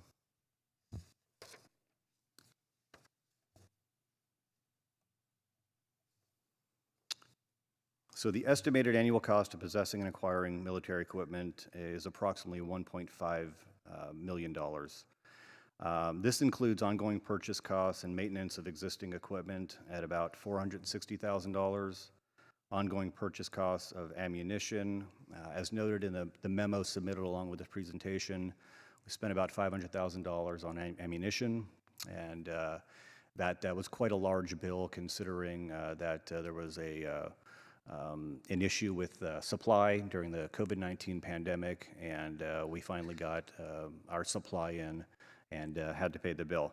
And then on top of that is our expectation to be able to purchase additional equipment at about $500,000. Part of this law requires that we report out on complaints with respect to military equipment. We had 3 complaints for the 6-month period I'm reporting on. 1 regarding the use of the stun bag shotgun, 1 regarding the display of the stun bag shotgun, and 1 regarding the use of a flashbang device. One of these events, particularly number 2, was already found to be unfounded after a thorough investigation by our internal affairs unit.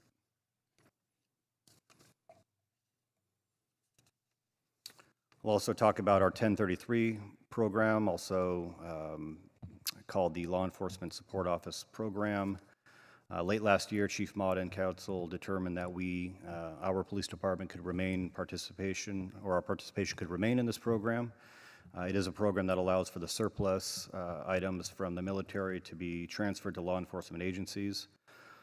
We have not acquired any equipment during this time period, and we'll be looking at their website and equipment to determine whether or not we should acquire any, whether or not it fits our deployment strategies. And of course, the decisions to obtain this type of equipment would need to go through council approval as well. And then, of course, sjpd.org will have information with regards to our military equipment program. As you can see on the slide there, it includes the council memo, the ordinance, the requested military equipment, our current military equipment inventory, and our guidelines, as well as an explanation of our Law Enforcement Support Office program. And that's all I have. Thank you, committee and public, for attending and allowing me to present this report. Thank you for all the information, Captain Matchett. We're going to go to the public now. I think we have some public speakers. We have 1 public speaker for this item. Revi Rowan, please make your way down to the podium. You have 2 minutes to speak, and the timer is displayed at the podium.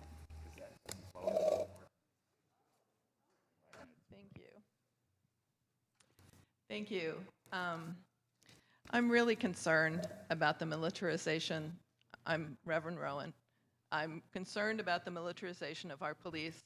I'm concerned about the use of the LRAD in particular. Several doctor-led organizations have called for banning them because of the damage it does to people's hearing. And cities like New York and Pittsburgh have had to pay big fines for using this and having people being seriously harmed. I don't think our city needs any more suits because of our police department's actions. You know, they do extrajudicial killings, they do all kinds of things that I just don't approve of as a faith leader in our community. The use of these things needs to be controlled, and this current duty manual does not.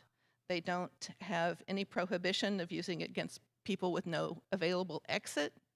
So you could just think, you're having this thing pointed at you, just like when we had the George Floyd protests and we had rubber bullets and people who were seriously damaged by those less lethal things.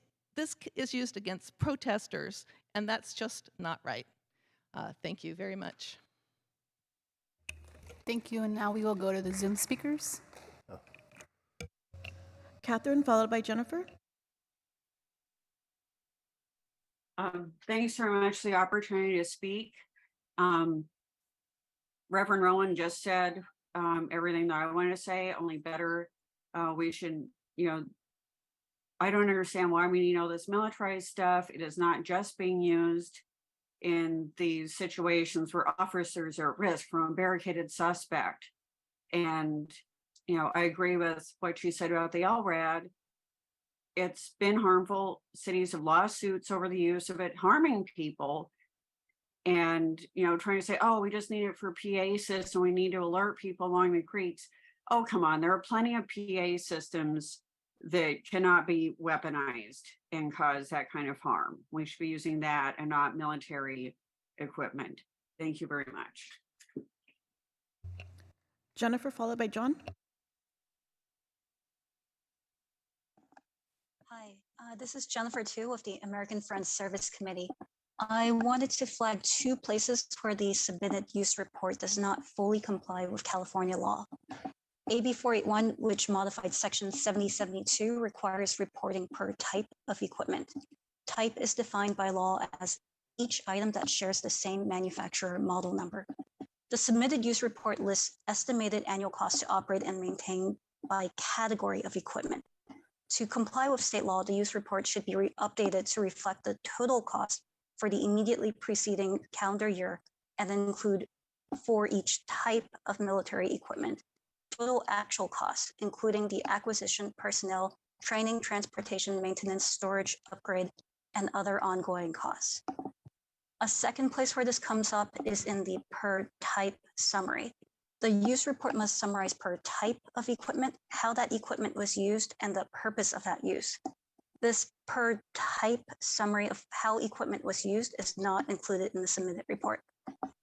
This missing information leaves me with a few questions. 1, how much of the listed cost is personnel cost? 2, I noticed there are 0 deployments listed for assault rifles and shotguns.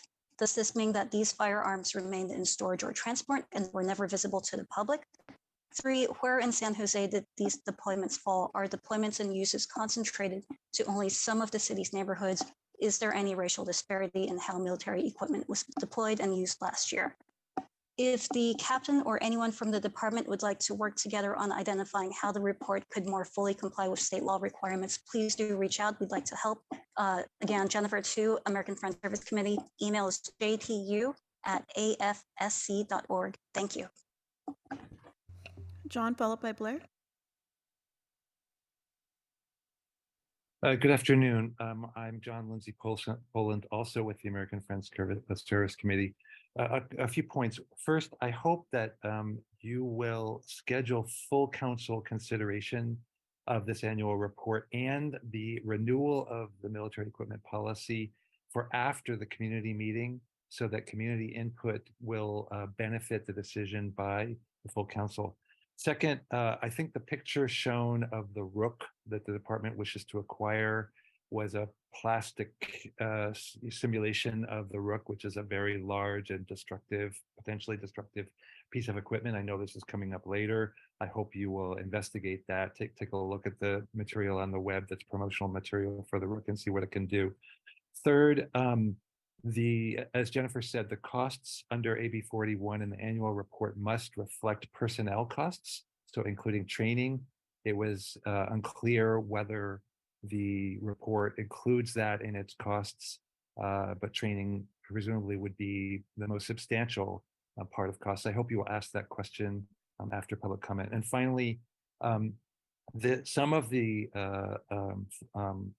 launchers and munitions that the department has include multiple munitions. So these are projectiles that have multiple munitions inside them that disperse after being fired, and are by nature indiscriminate because they disperse after firing from the launcher. And Physicians for Human Rights has called for their prohibition. We really think this should not be part of the inventory of the department, as something that, whether it's crowd control or in any other type of instance, can't be fired in any discriminate nature because they disperse after leaving the barrel. Thanks so much, and I reiterate our offer to work with you and with the department to improve this. Blair. Hi, Blair Beekman here. Thanks for allowing myself public comment. It's really nice to hear people from American Friends Services Committee working on these things. They worked a lot on the state level issues. And yeah, I mean, they're speaking way more elegantly and specifically in how this item can be talked about. I've had some of the similar complaints and worries, but I didn't have the legal language to do that, and they do. So a real good luck to yourselves. I'm against LRAD equipment overall. I find it inhumane, basically, and we have to consider those kind of subject matter. We don't teach our police dogs to bite people. We're at a point of going that extra step to do that. I don't think we have to do that. And when we don't, that means we're practicing restraint and kind of our human decency. And those are the sort of things we're going to have to really work on as we try to leave the era of 9/11 and war. It's an important concept to really consider. And it's these good regulatory ideas at the state level that I think give ourselves really good rules of the road, how we think and work and act in our future. And I think it's really important, good stuff. And I hope it can give ourselves a real inspiration about a future world we're trying to work towards, one of peace and not of war. And and when we do have these tools of war, we have to be very responsible about it and respectful. So a real good luck to ourselves in working on such items and learning to take the extra step to continue these sort of good practices and ideals. And I hope you can really want to work on this issue with good community advocacy and community. And thank you for your time. Back to the committee. Okay, thank you. I think we have Vice Mayor Kameh that has some questions or comments. Yes, thank you for the report. You know, I was looking at the expenditure that you're looking to purchase different items, and I noticed that the majority had been for the purchase of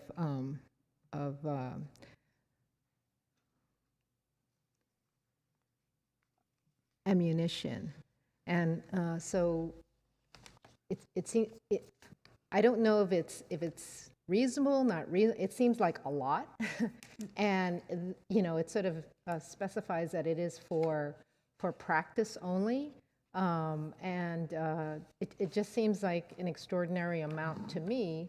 I don't know how that compares to anything, but I'm just saying that it just seems like a lot to be able to just, you know, because you're practicing. Is that, I mean, give me something to compare it to. Yeah, great question. Thank you for that. Ammunition is very expensive. And in order for somebody to be proficient in the firearm that they carry, they can expect to train with it and shoot tens of thousands of rounds throughout the course of their career.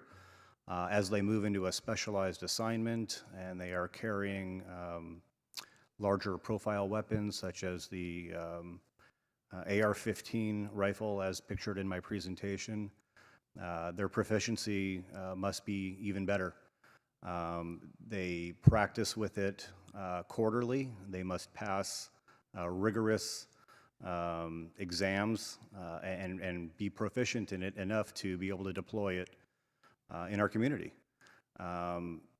When we deploy these types of weapons, we have to be responsible for every single round we fire. I'm quite proud of how we deploy these weapons. I'm very proud of the men and women of our police department. I think it's just the unfortunate reality of the cost of doing business. We need to have the officers extremely well trained, considering that they're bringing these weapons into our community and utilizing them properly.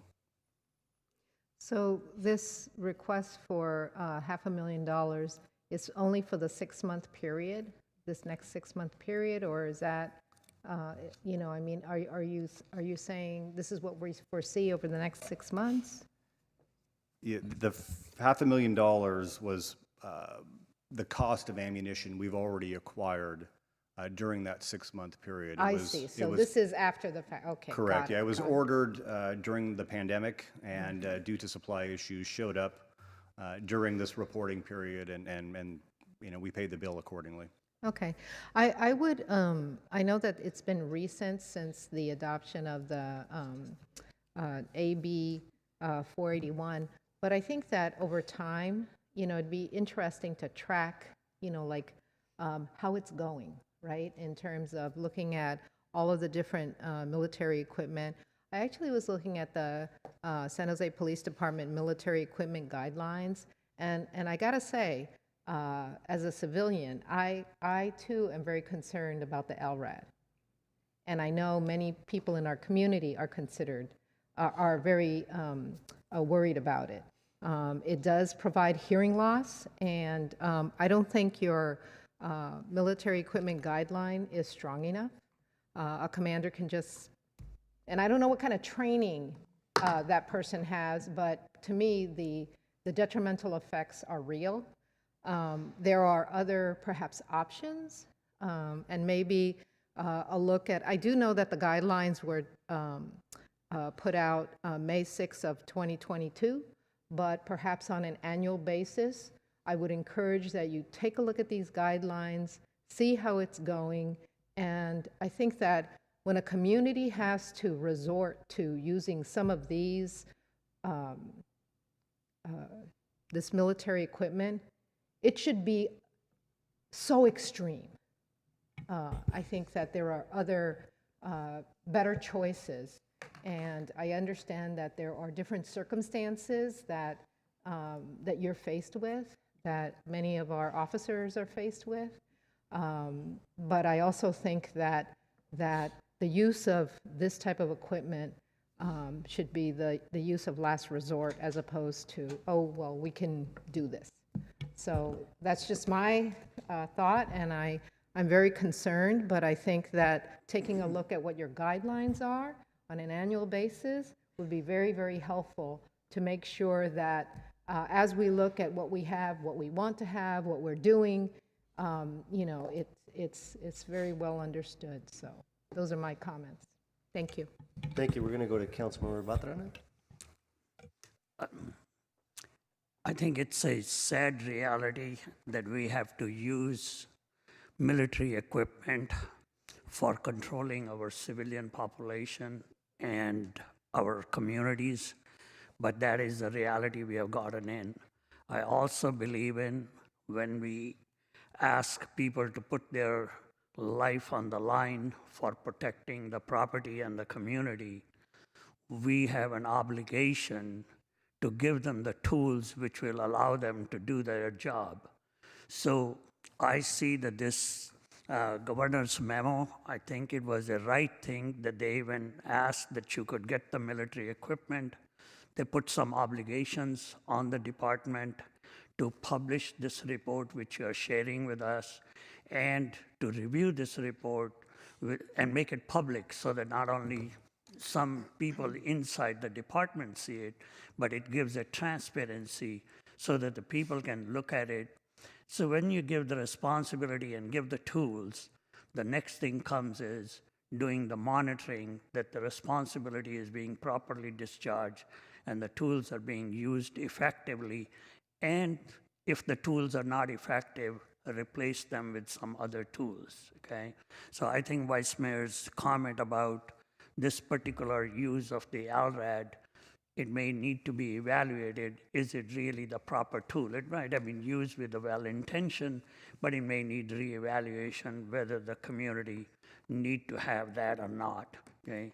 But I'm totally for the police to having the right tools to do their job, because I respect the uniformed officers. They put their life on the line every day for the sake of our community and for the property.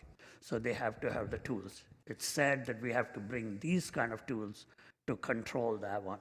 And so monitoring and transparency, I think, can help us get there in using the right tools for the right occasion. Okay? So continue to give this transparency and reevaluate some of the feedback you're getting that, hey, is this tool still appropriate? Should it be replaced with something else? That would be my request, suggestion, comment, whatever you'd like to consider. Thank you. I think Lee from the city manager's office has a few comments. I just wanted to speak up, and I think the vice mayor's comments are really important, and obviously we're, as an organization and obviously as the police department, think we were one of the first to bring forward the military equipment policy after the legislation passed. So even how it looks in this form is very different than it did in the first year. So, want to praise the police department for that. I do think we will continue, as these tools get utilized, to take a look at that, especially with the ALRAD. I think a lot of how these things might work, they're often, at least in this form, I think documented in worst case scenario, and that they're not often used, at least with the LRAD, in this form. And hopefully they're not used in this form quite often. In reality, the LRAD, the way it's been used during the SCU and the SCU fires around emergency evacuations and notifications. We used it during the flood around Coyote Creek. So we continue to operationalize it for evacuations and emergency orders, where either myself or the emergency operations center director is usually making that call, not someone in the field. But the way the policy is laid out here and the way that it could be used around command and control in the field, those things actually happen less frequently than we would normally see to influence that policy. With that, the captain and folks continue to learn around some of these events. And we've told the last council and this council will continue to look at those policies and bring them forward for future considerations for council as well, because these tools continue to evolve, and we want to make sure that the way we tell you that we're going to possibly use them is the correct way. Thank you so much. I'm going to go back to Vice Mayor. I have some questions, comments, but back to Vice Mayor Kamei, please. Yeah. Thank you so much. Thank you for that response. I guess if you read what is in the guidelines on page 24, and it describes the purpose and authorized uses of LRAD, you would never get to what you're saying, right? And so there's no description of the taser shockwave, the microwave weapons, water cannons. The only thing they talks about is the LRAD. So I think that somehow providing a little bit more information would just be helpful. Because if it's helpful in a way that is not detrimental to the community, or like I imagine, it being used in other ways that were not what you described. So I think that it's helpful to kind of like put it in there.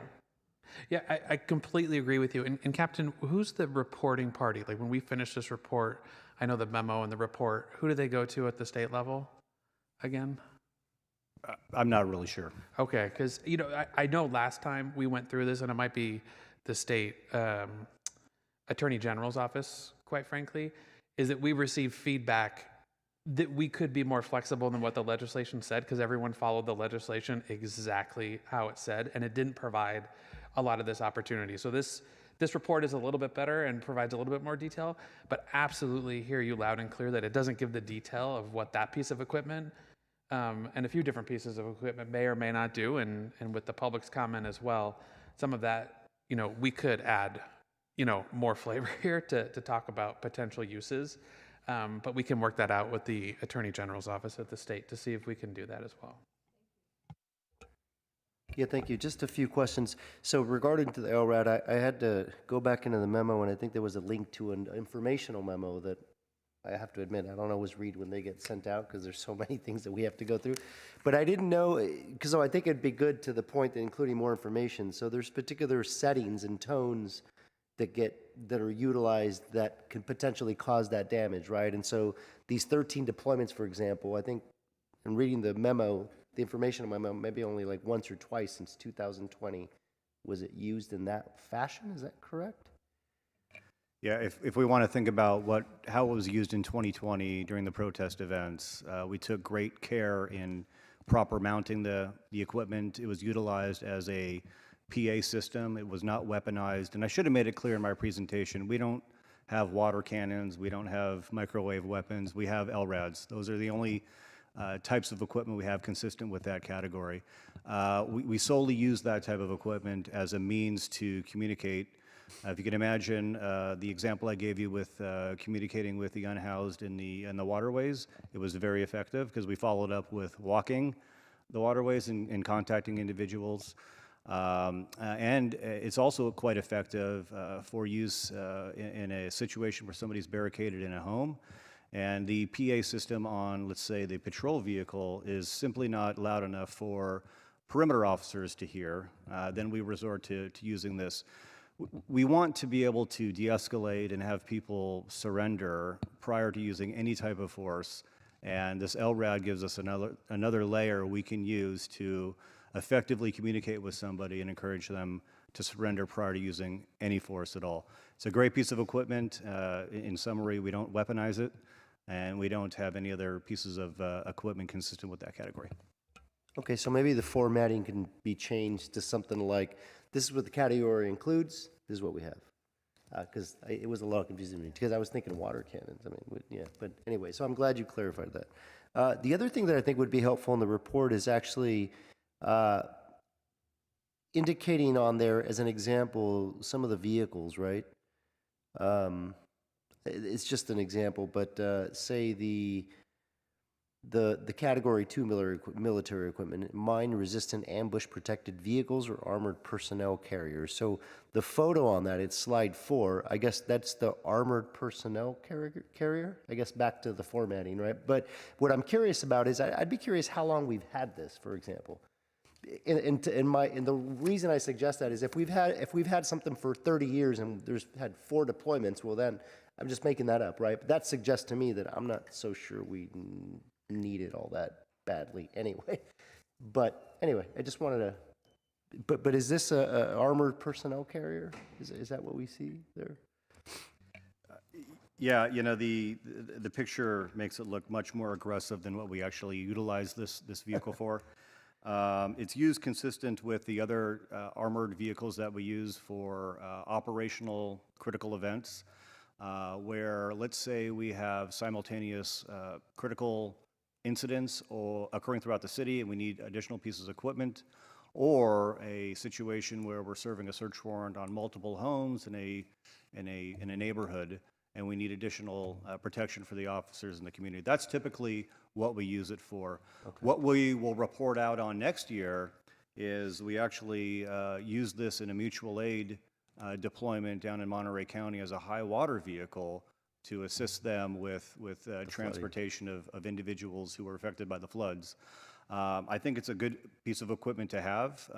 You know, the only issue is when you don't have the equipment and you need it.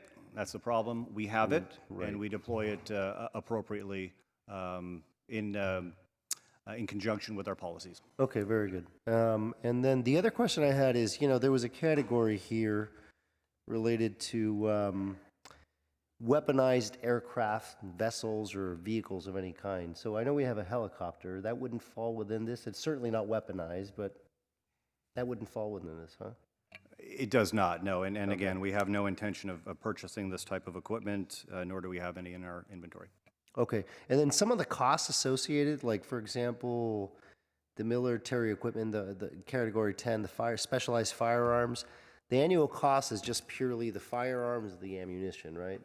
And so if you list there 439 firearms, and then you have the associated cost to firearms and ammunition. I imagine the firearms, that number is somewhat static. I'm sure some of them need to be replaced maybe, but for the most part, that amount is purely ammunition? Is that the 350, the 345? Yeah, if we think back in the presentation about the amount of ammunition we had to purchase and pay for was 500, that was an extreme amount, as explained to me by our range unit who does our purchasing.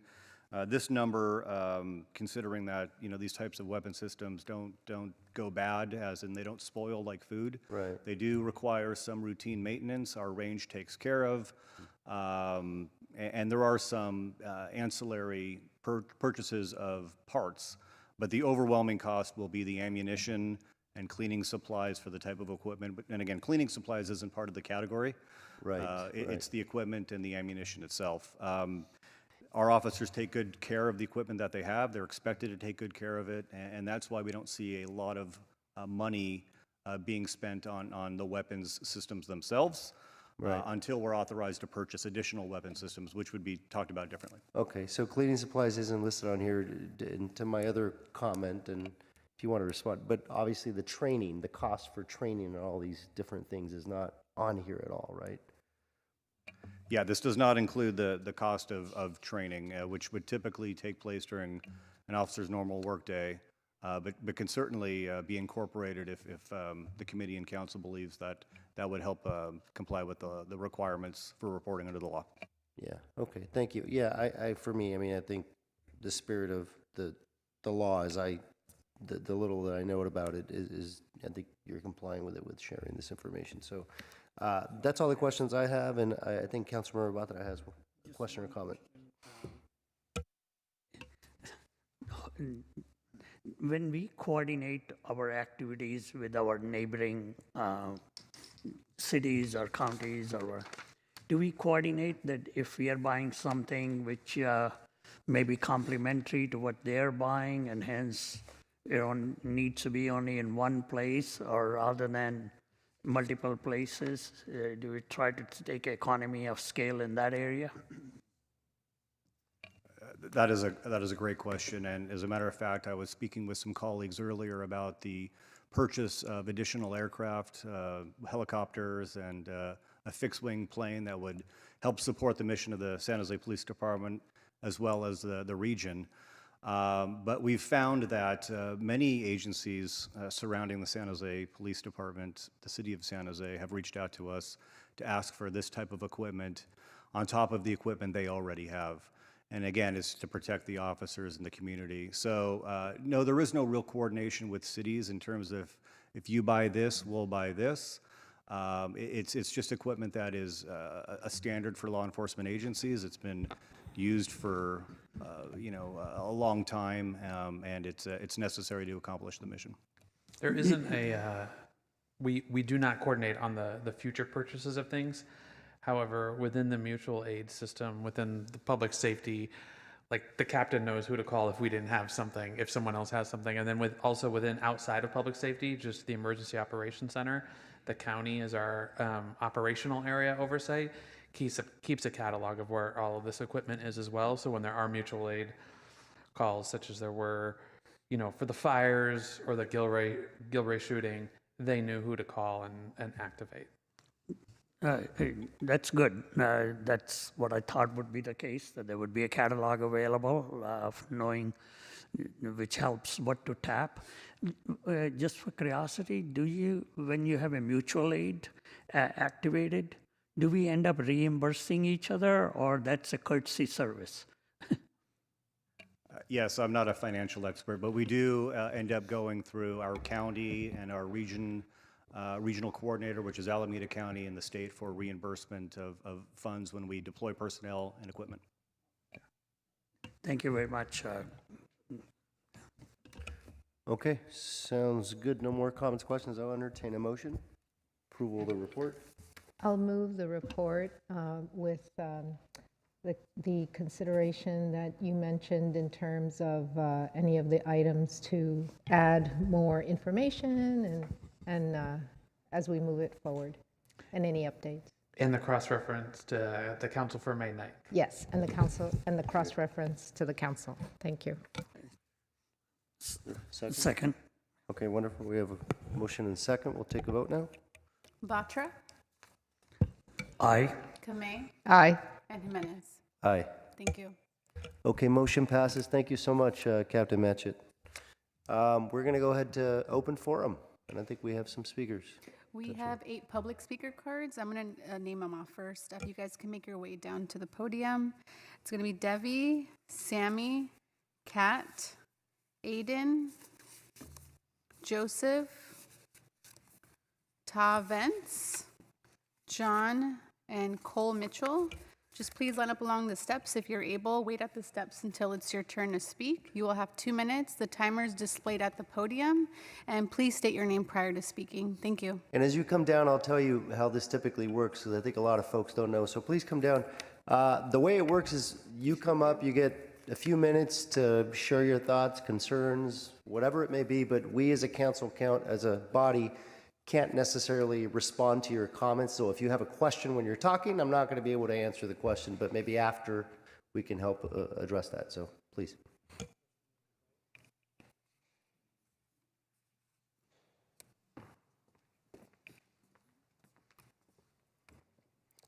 So hello, I'm Cole Mitchell, and I'm here on behalf of PACT, SJSU students from Police Accountability, and as a resident of District 3.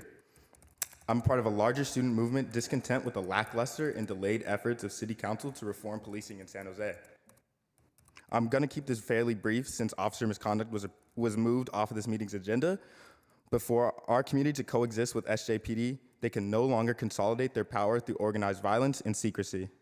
The community needs oversight of the police. We are sitting here talking about military-grade equipment for police while we have the largest unhoused youth population in the country. Their solutions are at odds with what this community needs, and we will no longer allow the industry of policing to outweigh our communal values. We demand that the City Council create an investigative wing of the IPA, the Independent Police Auditors Association, auditor. We will no longer accept the internal affairs model of investigation where police are responsible for investigating their own fellow officers. We demand a model of investigation where police are accountable to us, the people. As you deliberate and research in the next coming months, we demand that you call on us for information and testimony. We demand that you implement these changes because they will create an accountability and transparency and will serve to keep our most vulnerable communities safe. And I encourage you one question. What is SJPD so afraid of? Because if they're scared of their misconduct within the community being overseen by an independent body and community, then are they an institution deserving of respect and authority towards our communities? So thank you. Thank you. Next speaker, please state your name. The next speaker can make their way down to the podium. Thank you. My name is Joseph Namba, and I come here on behalf of PACT, as well as Students for Police Accountability, a campaign group created at San Jose State University. I'm here originally I was coming here to speak on the demands for increased authority for the independent police auditor, as well as have you allow an investigative arm be created amongst behind the independent police auditor as well, to be able to conduct thorough investigation into police misconduct, because in my opinion, internal affairs is just outdated. They're biased towards sweeping things under the rug, covering up dirt, or just not doing anything at all. For example, ex-San Jose police officer Matthew Dominguez was allowed to work for an entire year after having 2 claims against him for groping 2 separate women in 2 separate instances. One where he pulled a woman out of her car and required to have her be pat down. Instead of waiting for a female officer to arrive, he took matters into his own hands and did it himself. The woman involved asked his partner at the time to get him away, and Officer Dominguez's partner claimed that he was just trying to help her get her seatbelt off. And then at a separate incident at a party, a woman by the name of Jennifer Rodriguez claimed Matthew Dominguez had done the same thing to her with groping her breasts. Thank you. Main Next point, speaker. Internal Affairs knew about this, allowed him to work for an entire year before. Thank you. Next speaker.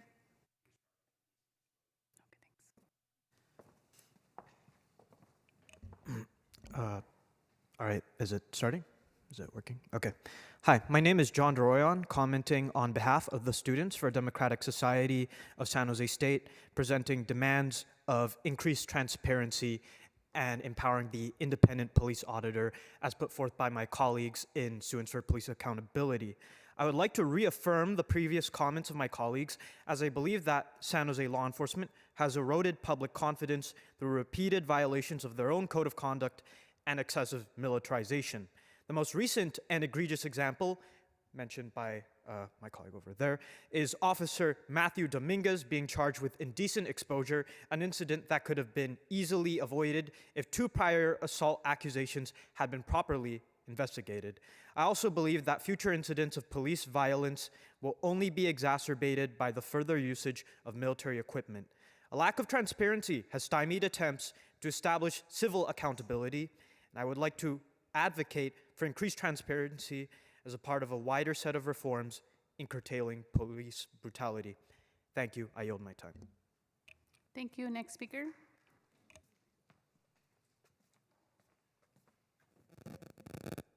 Hello, my name is Terrence. I'm a first year at San Jose State, and I represent Students for a Democratic Society, coming here to support Students for Police Accountability.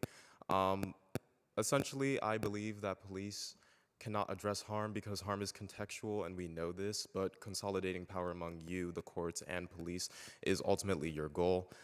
So that means that you're just as guilty for the 60 houseless individuals who died for sweeps that you approved of through your budget, and the murderers, molesters, and yes, even drug queen pins that you had on payroll.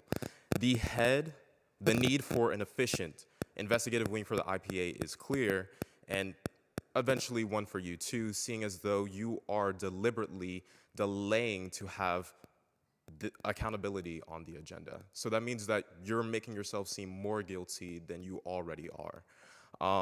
I urge you to stop delaying having police accountability on the agenda, as it's making you, again, look more guilty, and eventually it will just lead to you getting out of community power and having to take control of it of ourselves. So thank you. Thank you. Next speaker. Hello, my name is Aiden Rao. I live in District 3. I'm here with the Students for Police Accountability and the Students Against Mass Incarceration. I tend to agree with my colleagues. The policy of having the police investigate incidents of police misconduct is a transparent recipe for brutal violence. Every day since the proposition for external investigations toward police conduct that has passed is a day that our community has faced both physical and sexual violence from police officers. And every day into the future that it is delayed is a day that our community members continue to be at risk. Thank you. Thank you. Next speaker. And we are going to the Zoom speakers now. Blair? Hi, Blair Beekman here. Very nice public comment, thank you. It offered myself the idea that as you were supposed to work on, police behavior issues today, this could have been a good time to introduce some beginning thoughts and feelings about what to do about the SJPOA situation. And then you could have stated, we'll have a more full report in June, obviously, as we're going to have to work to investigate this issue. But there could have been some introductory words today to describe our feelings your feelings as council persons, and how we're going to move forward with this. I'm not very clear what exactly you're doing. And I as community, we're trying our darndest to give you ideas. I've offered the peer review program to reintroduce those good concepts to policing again, that police can use basically as therapy that creates its own oversight, basically. And some whistleblower protections as a way to communicate where we can't at this time, where it's too difficult for police to. Good luck in those sort of efforts to reintroduce the police peer review program, and how cities like Antioch, who are going through the same federal investigation, something of the same federal investigation process has brought out some really bad practices of their police. They've turned it into a really community good process, of dialogue. There's a number of reasons why we're not having that dialogue here in San Jose a bit more openly. I hope you can facilitate those sort of efforts. I know our community is trying to. We need to bridge that gap between ourselves and really start these conversations and not hide behind things. We can make this a healing process, and that is the point. So really work on those concepts, please. Thank you. Catherine?